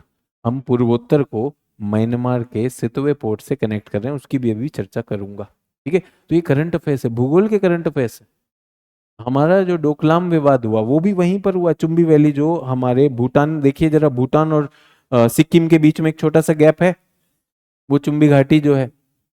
तो चाइना की नजर वहां पर, और आपने देखा इजराइल और ईरान में भी आपने देखा, और यूक्रेन और रशिया में भी देखा, भारत पाकिस्तान में भी देखा। अपनी सुरक्षा अपने हाथ में है, अपनी सुरक्षा अपने हाथ में है। नहीं तो आप जब मन, जिसके पास पावर है वो बम मारे, क्या दिक्कत है? जब पावर है वो बम मारे। हम मारेंगे तब तक मारेंगे जब तक तुम अपना न्यूक्लियर प्रोग्राम बंद नहीं करोगे। इजराइल के पास है न्यूक्लियर वेपन, इजराइल के पास अघोषित न्यूक्लियर वेपन है, वो कर सकता है कि नहीं कर सकता? तो अपनी सुरक्षा देखनी होगी। ये सोचना कि कल को मेरे साथ कौन खड़ा होगा कौन नहीं खड़ा होगा, डोनाल्ड ट्रंप तो किस वक्त खड़ा है किस वक्त लेटा है समझ में नहीं आता भाई। वो इतनी तगड़ी चिलम चढ़ाए हुए हो, और उसकी भाषा देख लो, मुझे तो लगता है उससे भाषा एकदम पश्चिमी उत्तर प्रदेश वाली होनी चाहिए। वो अंग्रेजी में करता है, हम थोड़ी हरियाणवी में करके दिखाएं उसे। उससे सीधी बात होनी चाहिए। उससे कोई ऐसी बात ये उम्मीद रखना कि डोनाल्ड ट्रंप कभी किसी के लिए खड़ा होगा, वो अपने देश के लिए नहीं खड़े होने वालों में से, वो अपने देश के लिए नहीं खड़े होने वालों में से हमारे लिए क्यों खड़ा होगा वो? अभी ऑपरेशन सिंदूर में उसने दिखा दिया किसके साथ खड़ा हुआ था वो। तो सीधी सी बात है, हम तटस्थ हैं। तटस्थ क्यों हो भाई? जहां पे खड़ा होना है, जो बात सही है उस पर नहीं खड़े हो, हम आपके साथ हैं, जब जरूरत होगी हम आपके साथ हैं।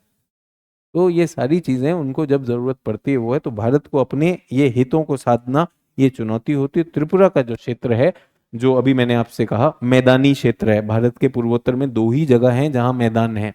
एक असम राज्य, भौतिक मानचित्र में देखिए, असम राज्य और त्रिपुरा। त्रिपुरा जैसे मैंने अभी आपको बताया था, वैली ऑफ कश्मीर, पाकिस्तान और उसमें शेयर होती है, वैसे त्रिपुरा का मैदान जो है वो बांग्लादेश के साथ ही शेयर होता है, इसलिए हम उसमें आते हैं। वो तो हमने जब बनाई, वो सीमांकन किया, वहां पर हमने एक पोर्ट की ओपनिंग नहीं दी, नहीं तो वो दे देते तो काम बन गया होता। आज त्रिपुरा में बड़ी चुनौती है, त्रिपुरा में मुझे विकास करना है, त्रिपुरा में मुझे भवन निर्माण करना है। भवन निर्माण के लिए ईंट गारा कहाँ से आएगा? मुख्य भूमि से आएगा, ट्रकों से आएगा, सब कुछ होगा। पेट्रोल कहाँ से आएगा? ट्रकों से आएगा, वो सारी चीजें। तो ये चुनौती हुई है पूर्वोत्तर में, कनेक्टिविटी की एक चुनौती है, ये इतिहास में हो चुका है, ये हो चुका है। भारत को इसके साथ रहना है, और भारत का पड़ोसी रहना तो है ही है, बांग्लादेश को भी आजकल कुछ नए नए चमकते हुए सितारे नजर आ रहे हैं, तो इसमें और भी ज्यादा भारत के लिए चुनौती होती है कि पूर्वोत्तर, पूर्वोत्तर का क्षेत्र सामरिक दृष्टि से, सांस्कृतिक दृष्टि से, और वहां भी जनजातीय लोग हैं, तो वहां छोटी मोटी बातों को बड़ा बढ़ने से रोकने से पहले हमें कुछ करना चाहिए। और इसी में मुझे सबसे ज्यादा चिंता ये होती है कि हमने मणिपुर जैसे मुद्दे को इतने समय तक जलने दिया है, वो नहीं होना चाहिए। यहाँ कहीं ना कहीं पे मुझे लगता है कि केंद्र सरकार ने इस मुद्दे को इतना लंबा चलने देने का, कहीं पर ये दिखाई देता है कि स्ट्रेटेजिक एरिया में ये इतना नहीं होना चाहिए था। ठीक है, फिर चाहे उसमें आपको वहां तक पहुंच ले जाकर वहां के लोगों से आपस में उनमें बातचीत करवाकर वो जितना चाहिए था वो होना चाहिए। बॉर्डर के एरियाज में खासकर जब हमारे नेबर्स इस तरह के हैं, हम जितना ज़्यादा समझदारी और दूरदर्शिता का परिचय देंगे, उतना ज़्यादा केंद्र सरकार के नंबर वहाँ आएंगे, न कि इस चीज़ को जलते रहने में आएंगे। ठीक है, वहाँ कौन सी सरकार है, वहाँ केंद्र सरकार चल रही है नहीं चल रही है, मुद्दा खत्म होना चाहिए था, जो मुझे लगता है बहुत ज़्यादा खींचा है। तो पूर्वोत्तर की तरफ आ गए हैं, तो पूर्वोत्तर की तरफ ही देख लें। सबसे बड़ा राज्य और आबादी के लिहाज से भी कौन सा है? असम। असम आप देखेंगे हरे रंग का है। हरे रंग का किस में है? भौतिक मानचित्र में। हरे रंग का होने का मतलब मैदानी क्षेत्र है, ब्रह्मपुत्र के मैदान है। ये नदी यहाँ पर आती है, जब हम इसके अफवाह की बात करेंगे, यहाँ रेगुलर बाढ़ भी आती है, तो आपदाग्रस्त भी क्षेत्र है, यहाँ पर चुनौती है, आएगी ही आएगी। ठीक है, तो यहाँ पर रहेंगे। इनकी राजधानी क्या है? दिसपुर। ठीक है, अब आप देखिएगा अरुणाचल प्रदेश, नागालैंड और मेघालय, तीनों राज्य असम को छूते हैं कि नहीं? जल्दी देखिए, तीनों राज्य छूते हैं असम को। तीनों ने अपनी राजधानी असम की सीमा के पास की है। जल्दी देखिए, नागालैंड की राजधानी कोहिमा, असम की सीमा के पास है। ठीक है, उसके बाद अरुणाचल की राजधानी ईटानगर, सीमा के पास है। अभी हमारे पास मेघालय की राजधानी शिलोंग, वो भी सीमा के पास है। तो ये यही क्षेत्र है, मैदान के पास भी रखना और इंटरनेशनल बॉर्डर से दूर भी रखना। ठीक है, अगरतला अकेली एक राजधानी है जो इस तरह से चल रही। सभी लोग क्लियर हो गए?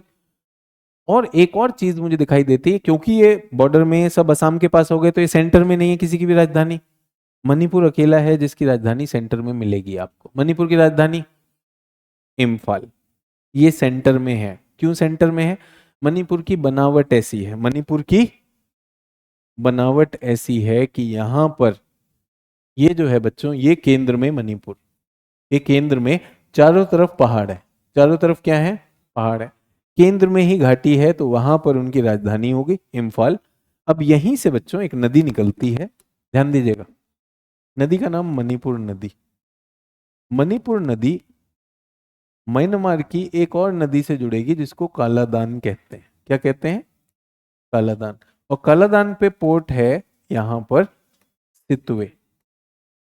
तो भारत क्या चाहता है, और भारत ने उसके लिए वो किया हुआ है कि जो भी यहाँ की चीजें हैं, पूर्वोत्तर में जो भी विकास हो रहा है, कोई चीज यहाँ से निर्यात होनी है, सीधा लाओ मणिपुर से कालादान में आओ, कालादान से सितवे, सितवे से यहाँ जाओ बांग्लादेश, और इसकी कोई जरूरत ही नहीं, जरूरत ही नहीं। तो ये भी हमारे पास है, हम किस तरह से चल रहे हैं। और मैं फिर से कहना चाह रहा हूं कि यहाँ के भी संबंध जो हैं, म्यांमार से भी यहीं पे रोहिंग्या वाला मामला भी हुआ। ठीक है, रोहिंग्या जो समूह है उनके कुछ लोग मिजोरम में भी रहते हैं, तो यहां पर भी रोटी बेटी का कनेक्शन हो जाता है। तो यहां पर भी संबंधों में सांस्कृतिक सौम्यता भी दिखानी होती है, तो ये भारत के लिए ये भी चुनौती होता है। समझ में आ गया? ठीक है, तो आपदा, यहाँ बहुत सारी हमारे पास वनस्पति जो हमारी प्राकृतिक धरोहर है वो है, यहाँ बहुत सारे जीव हैं, सब कुछ हैं। सारी चीजों में सामरिक रूप से भी पूर्वोत्तर इंपॉर्टेंट हो जाता है। इनकी राजधानियों को ध्यान रखिएगा। 3 राजधानियां आसाम के पास हैं, आसाम की सीमा के पास है। किसकी राजधानी केंद्र में है? मणिपुर की। किसकी राजधानी बॉर्डर के पास है? त्रिपुरा की अगरतला। किसकी राजधानी कर्क रेखा पर है? आइजवाल। तो ये 4-5 धड़ों में बांट लीजिए, आपकी राजधानियां हो जाएंगी कि नहीं हो जाएंगी? ठीक है, पूर्वोत्तर भी आ गए। अब दक्षिण की तरफ चले। दक्षिण की तरफ महाराष्ट्र में आते हैं। महाराष्ट्र की राजधानी मुंबई कहां पर है? केंद्र में है। अरे बहुत ज्यादा गड़बड़ है। पश्चिमी घाट के पश्चिम में है। पश्चिमी घाट को पार कर लीजिए तो दूसरा का सारा क्षेत्र जो है वृष्टि छाया क्षेत्र है। यहाँ सूखा पड़ता है, यहाँ पे किसानों की आत्महत्या की अब आप खबर सुनते हैं। यहाँ जलवायु अलग है, अर्थव्यवस्था अलग है, सब कुछ अलग है। लेकिन ऐतिहासिक कारणों की वजह से मुंबई जो है देश की वाणिज्यिक राजधानी मानी जाती है, तो वो तो बनेगी बनेगी। तो या तो एक और राज्य कर दीजिए, जैसे बात होती है मराठवाड़ा और विदर्भ के राज्य की। यहाँ पे कोई बड़ा शहर आप देख पा रहे हैं जो अगर एक राजधानी बन सके? पुणे तो वही हो गया बच्चे। पुणे तो मुंबई के साथ में, आप सोचो मुंबई के साथ में पुणे को राजधानी बनाएंगे, वो तो मुंबई ही हो गया भाई। नागपुर, नागपुर बड़ा शहर है, आपने सुना है। नागपुर बिल्कुल हो सकता है कि नहीं हो सकता? तो इस तरह से बात होती। इसके नीचे वाला राज्य और भी गड़बड़ है, कर्नाटक। कर्नाटक में राजधानी देखिए एकदम दक्षिण में, बेंगलोर एकदम दक्षिण में। तो आप सोचिए जहां पर उत्तर कर्नाटक है, उत्तर कन्नाडा कहते हैं हम उसे, और जहां पर महाराष्ट्र की सीमा है, ये महाराष्ट्र का भी पिछड़ापन लिए हुए और कर्नाटक वाला कर्नाटक का पिछड़ापन लिए हुए। मेरा यहाँ पे कई बार जाना हुआ, बीदर कुछ पढ़ाने के लिए मैं छात्रों के पास पहुंचा। कुछ यहाँ के डीएम जो थे मेरे छात्र थे, उन्होंने रिक्वेस्ट किया। ये backward of the backward districts में आते हैं। सोचिए कि दक्षिण भारतीय राज्य है, संसाधन है कर्नाटक के पास, फिर भी ये क्षेत्र इतना पिछड़ा हुआ है क्योंकि प्रशासन कहाँ चला गया? एकदम दक्षिण में चला गया। ऐसा ही एक गड़बड़ मुझे पश्चिम बंगाल में दिखाई देता है। तो दीदी सरकार तो चला रही है, लेकिन सरकार चल रही कलकत्ते से। जल्दी आ जाइए पश्चिम बंगाल। कहाँ पे है कलकत्ता? साउथ में। अब नॉर्थ में जैसे जैसे जाते हैं तो प्रशासन की कमजोरी वहां दिखने लगती है। प्रशासन की कमजोरी होगी तो आप देख रहे हैं कि जैसे जैसे हम ऊपर आते हैं, ये चिकन स्नैक का हिस्सा भी पश्चिम बंगाल के पास आता है, तो स्ट्रेटेजिक भी हो जाता है। कोरोनेशन ब्रिज भी यही है, जो पुल पार करते हैं, वो सारी चीज यहीं पर आप देखेंगे। दार्जिलिंग में या गोरखा क्षेत्र में यहाँ पर बात होती है कि हमारा अलग राज्य करो।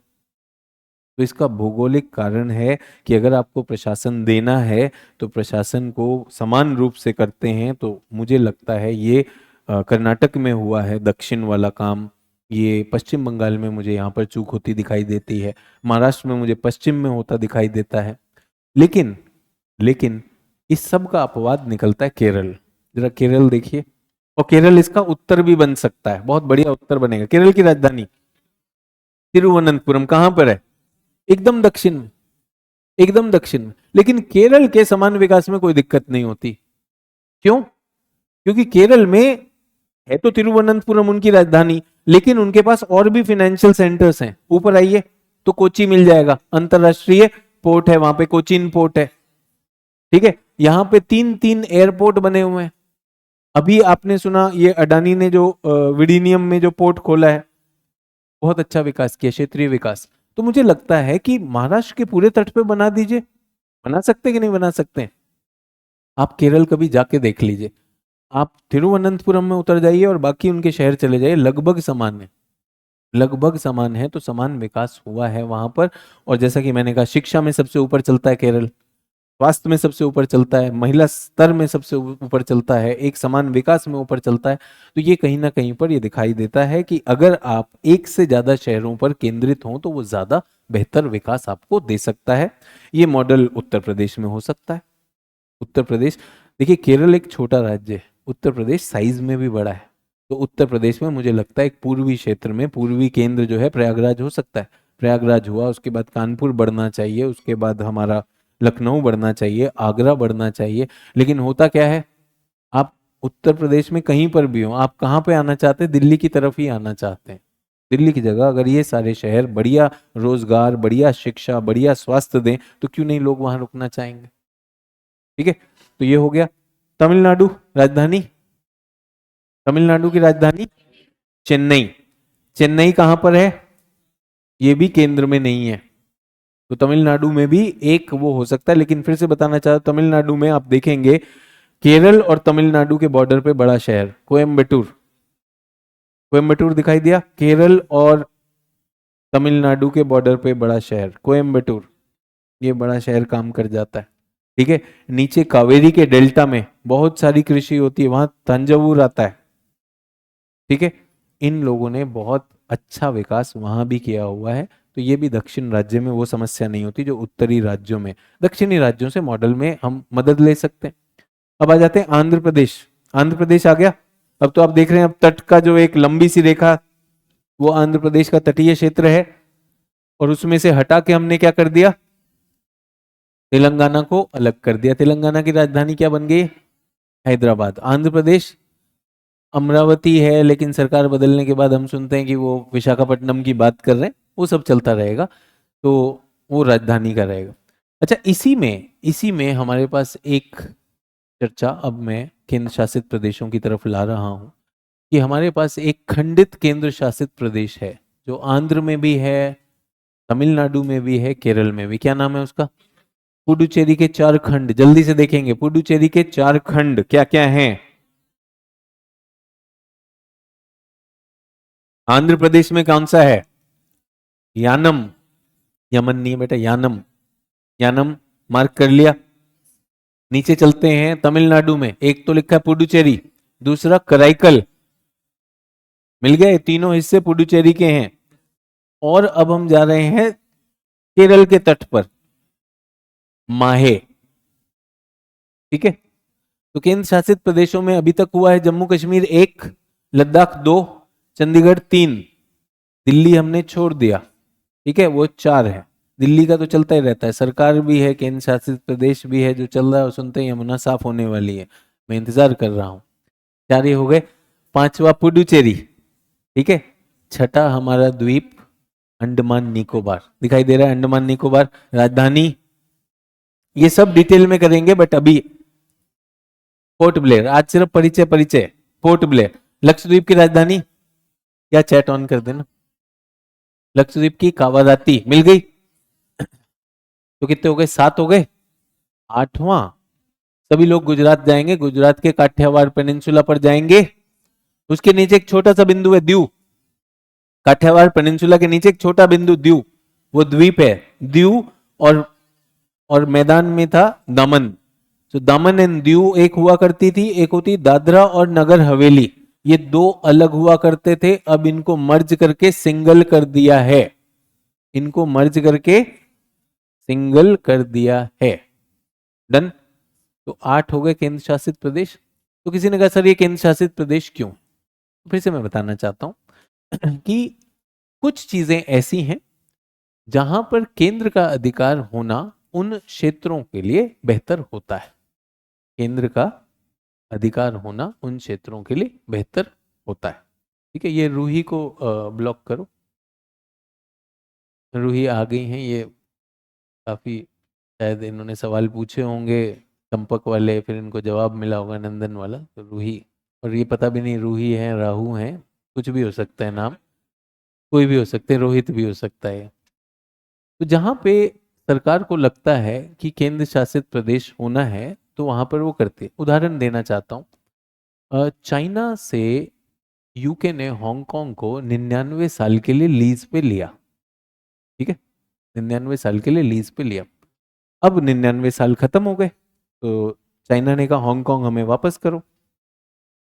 तो यूके ने, ब्रिटेन ने कहा यार वो तो वापस तो कर देंगे, लेकिन हम चाहते हैं कि हमने हांगकांग को इतना आर्थिक रूप से विकसित किया है, सब कुछ है, यहाँ की सोच भी जो है एक बड़ी प्रजातांत्रिक है, आप लोग इसको बदले नहीं, हम चाहते हैं कि वो वैसा ही रहे।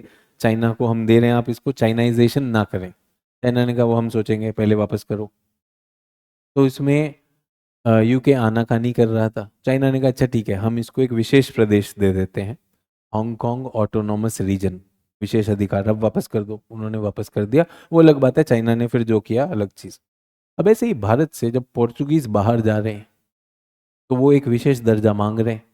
गोवा पोर्चुगीज के पास था, तो हमने कहा ठीक है, चिंता मत करो, इस पे यहाँ के कानूनों को हम एक विशेष दर्जा दे देंगे। तो हमने पहले उसे क्या किया, केंद्र शासित प्रदेश ले लिया। केंद्र देखेगा, हमने कुछ गारंटी दे दी आपको, आप जाओ छोड़ दो, बाद में गोवा राज्य बन गया। ठीक है, उसी तरह से पुडुचेरी किसके पास था, फ्रेंच के पास था। तो फ्रेंच के पास था तो उन्होंने क्या किया, उन्होंने कहा कि अच्छा ठीक है आप खाली करो ना, हम इसको देख लेंगे, हम इसको केंद्र शासित प्रदेश कर देते हैं। तो कुछ क्षेत्र ऐसे जहां का विशेष भूगोल होता है, विशेष इतिहास होता है, विशेष प्रशासनिक अरेंजमेंट के तहत केंद्र सरकार ये देखती है कि केंद्र सरकार का यहाँ पर थोड़ा सा रोल ज्यादा होना चाहिए, तो उसे केंद्र शासित प्रदेश कर देते हैं। तो ये तो हुआ ऐतिहासिक या किन कारणों से कुछ चीजें केंद्र शासित प्रदेश होती हैं, कुछ चीजें राज्य होती हैं। अब राज्य बनने के लिए आपके पास एक अच्छी आबादी होनी चाहिए, बड़ा एक साइजेबल आबादी होनी चाहिए, आपका एक सीमांकन होना चाहिए। और हमारे राज्य किस आधार पे बने, भाषा के आधार पे बने। जैसे गोवा में कोंकणी बोली जाती है, तो भाषाई आधार हमें मिल गया, वहां पे संसाधन होने चाहिए, राज्य इतना तो हो कि अपना देखरेख कर सके।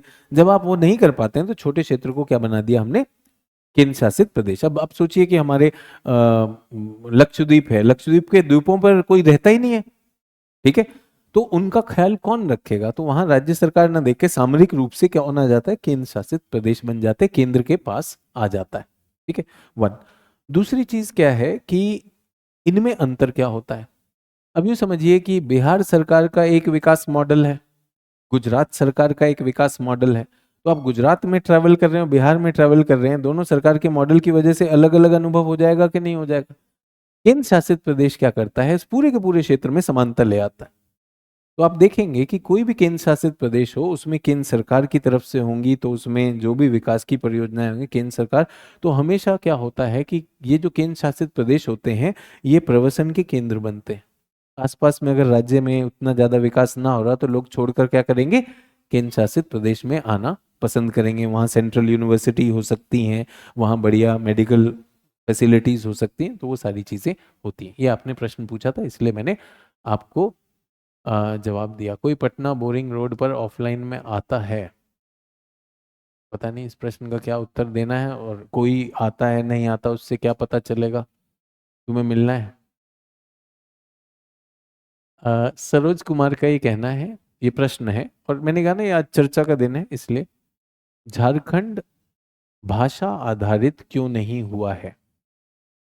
तो मैं आपको बताना चाहता हूं, जब आपको ये पॉलिटी में आता है, जब भारत के राज्यों का गठन हो रहा था तो बहुत से पैरामीटर्स थे, बट सब पे कुछ ना कुछ मतभेद था। एक कारक पे मत बना, वो क्या बना, भाषाई आधार। तो क्या इसका मतलब और कोई आधार नहीं था, थे बहुत सारे आधार थे, लेकिन जो कमेटी बनी, कमेटी ने क्या कहा, भाषाई आधार पे बनेगी। भाषा के आधार पे भारत के राज्य बन गए, भाषाई आधार पे वो बन गए। लेकिन थोड़े समय बाद ये देखा गया कि भाषा के अलावा वहां पर और क्या चीजें हैं, चुनौती, विकास। जैसे अब आप देख लीजिए, बिहार और झारखंड को जोड़ देना, भाषाई आधार पे आपने एक मान लिया, लेकिन विकास वो। तो धीरे धीरे ये हुआ कि हम उस आधार को भी तो एक बार क्वेश्चन करें। तो जो नए राज्यों का गठन हुआ है, नए राज्यों का गठन जिसमें उत्तराखंड बना, छत्तीसगढ़ बना, झारखंड बना, अब तेलंगाना बना, ये भाषाई आधार पे नहीं हुए। जो मूल रूप से बने थे वो कैसे बने थे, भाषाई आधार। तब भी बहुत सारे आधार थे, लेकिन एक मत किस पे बना, भाषा पे बना। ऐसा नहीं था कि भाषा ही सारा वो उसको सॉल्व कर दे। तो ज्योग्राफी ऑप्शनल लिया है, क्या ये क्लास करनी जरूरी है। नितिन शर्मा पूरी क्लास यही पूछ रहा था, अब तो कर लिए भाई, क्या कीजिएगा। अगर तुम ऑप्शनल कर चुके हो तब ये देख रहे हो तो ये तो सवाल बनता नहीं था। अगर तुम ऑप्शनल करने वाले हो, उससे पहले देख रहे हो, तो जब तक वहां आएगा इसमें बहुत टाइम लगेगा, बहुत टाइम लगेगा। ठीक है, तो अभी क्लास खत्म कर रहे हैं। आज परिचय था, सब लोग इस पे होमवर्क भी करके आएंगे, अपनी बुकलेट पढ़ के आएंगे। मैं चाहता हूँ कितने राज्य किस अंतर्राष्ट्रीय सीमा को टच करते हैं, उनसे कुछ प्रश्न भी होंगे। कल हम भारत का भूगर्भ करेंगे। क्या करेंगे, भारत का भूगर्भ करेंगे। वामिका पूछ रही हैं पुडुचेरी के इतने भाग क्यों हुए। एक होमवर्क ले लीजिए, आप भी तो गूगल कर सकते हैं। ठीक है, तो सभी लोग, ये क्लास परिचय था, लेकिन ये चीजें जो बताई गई हैं याद हो जानी चाहिए, याद हो जानी चाहिए।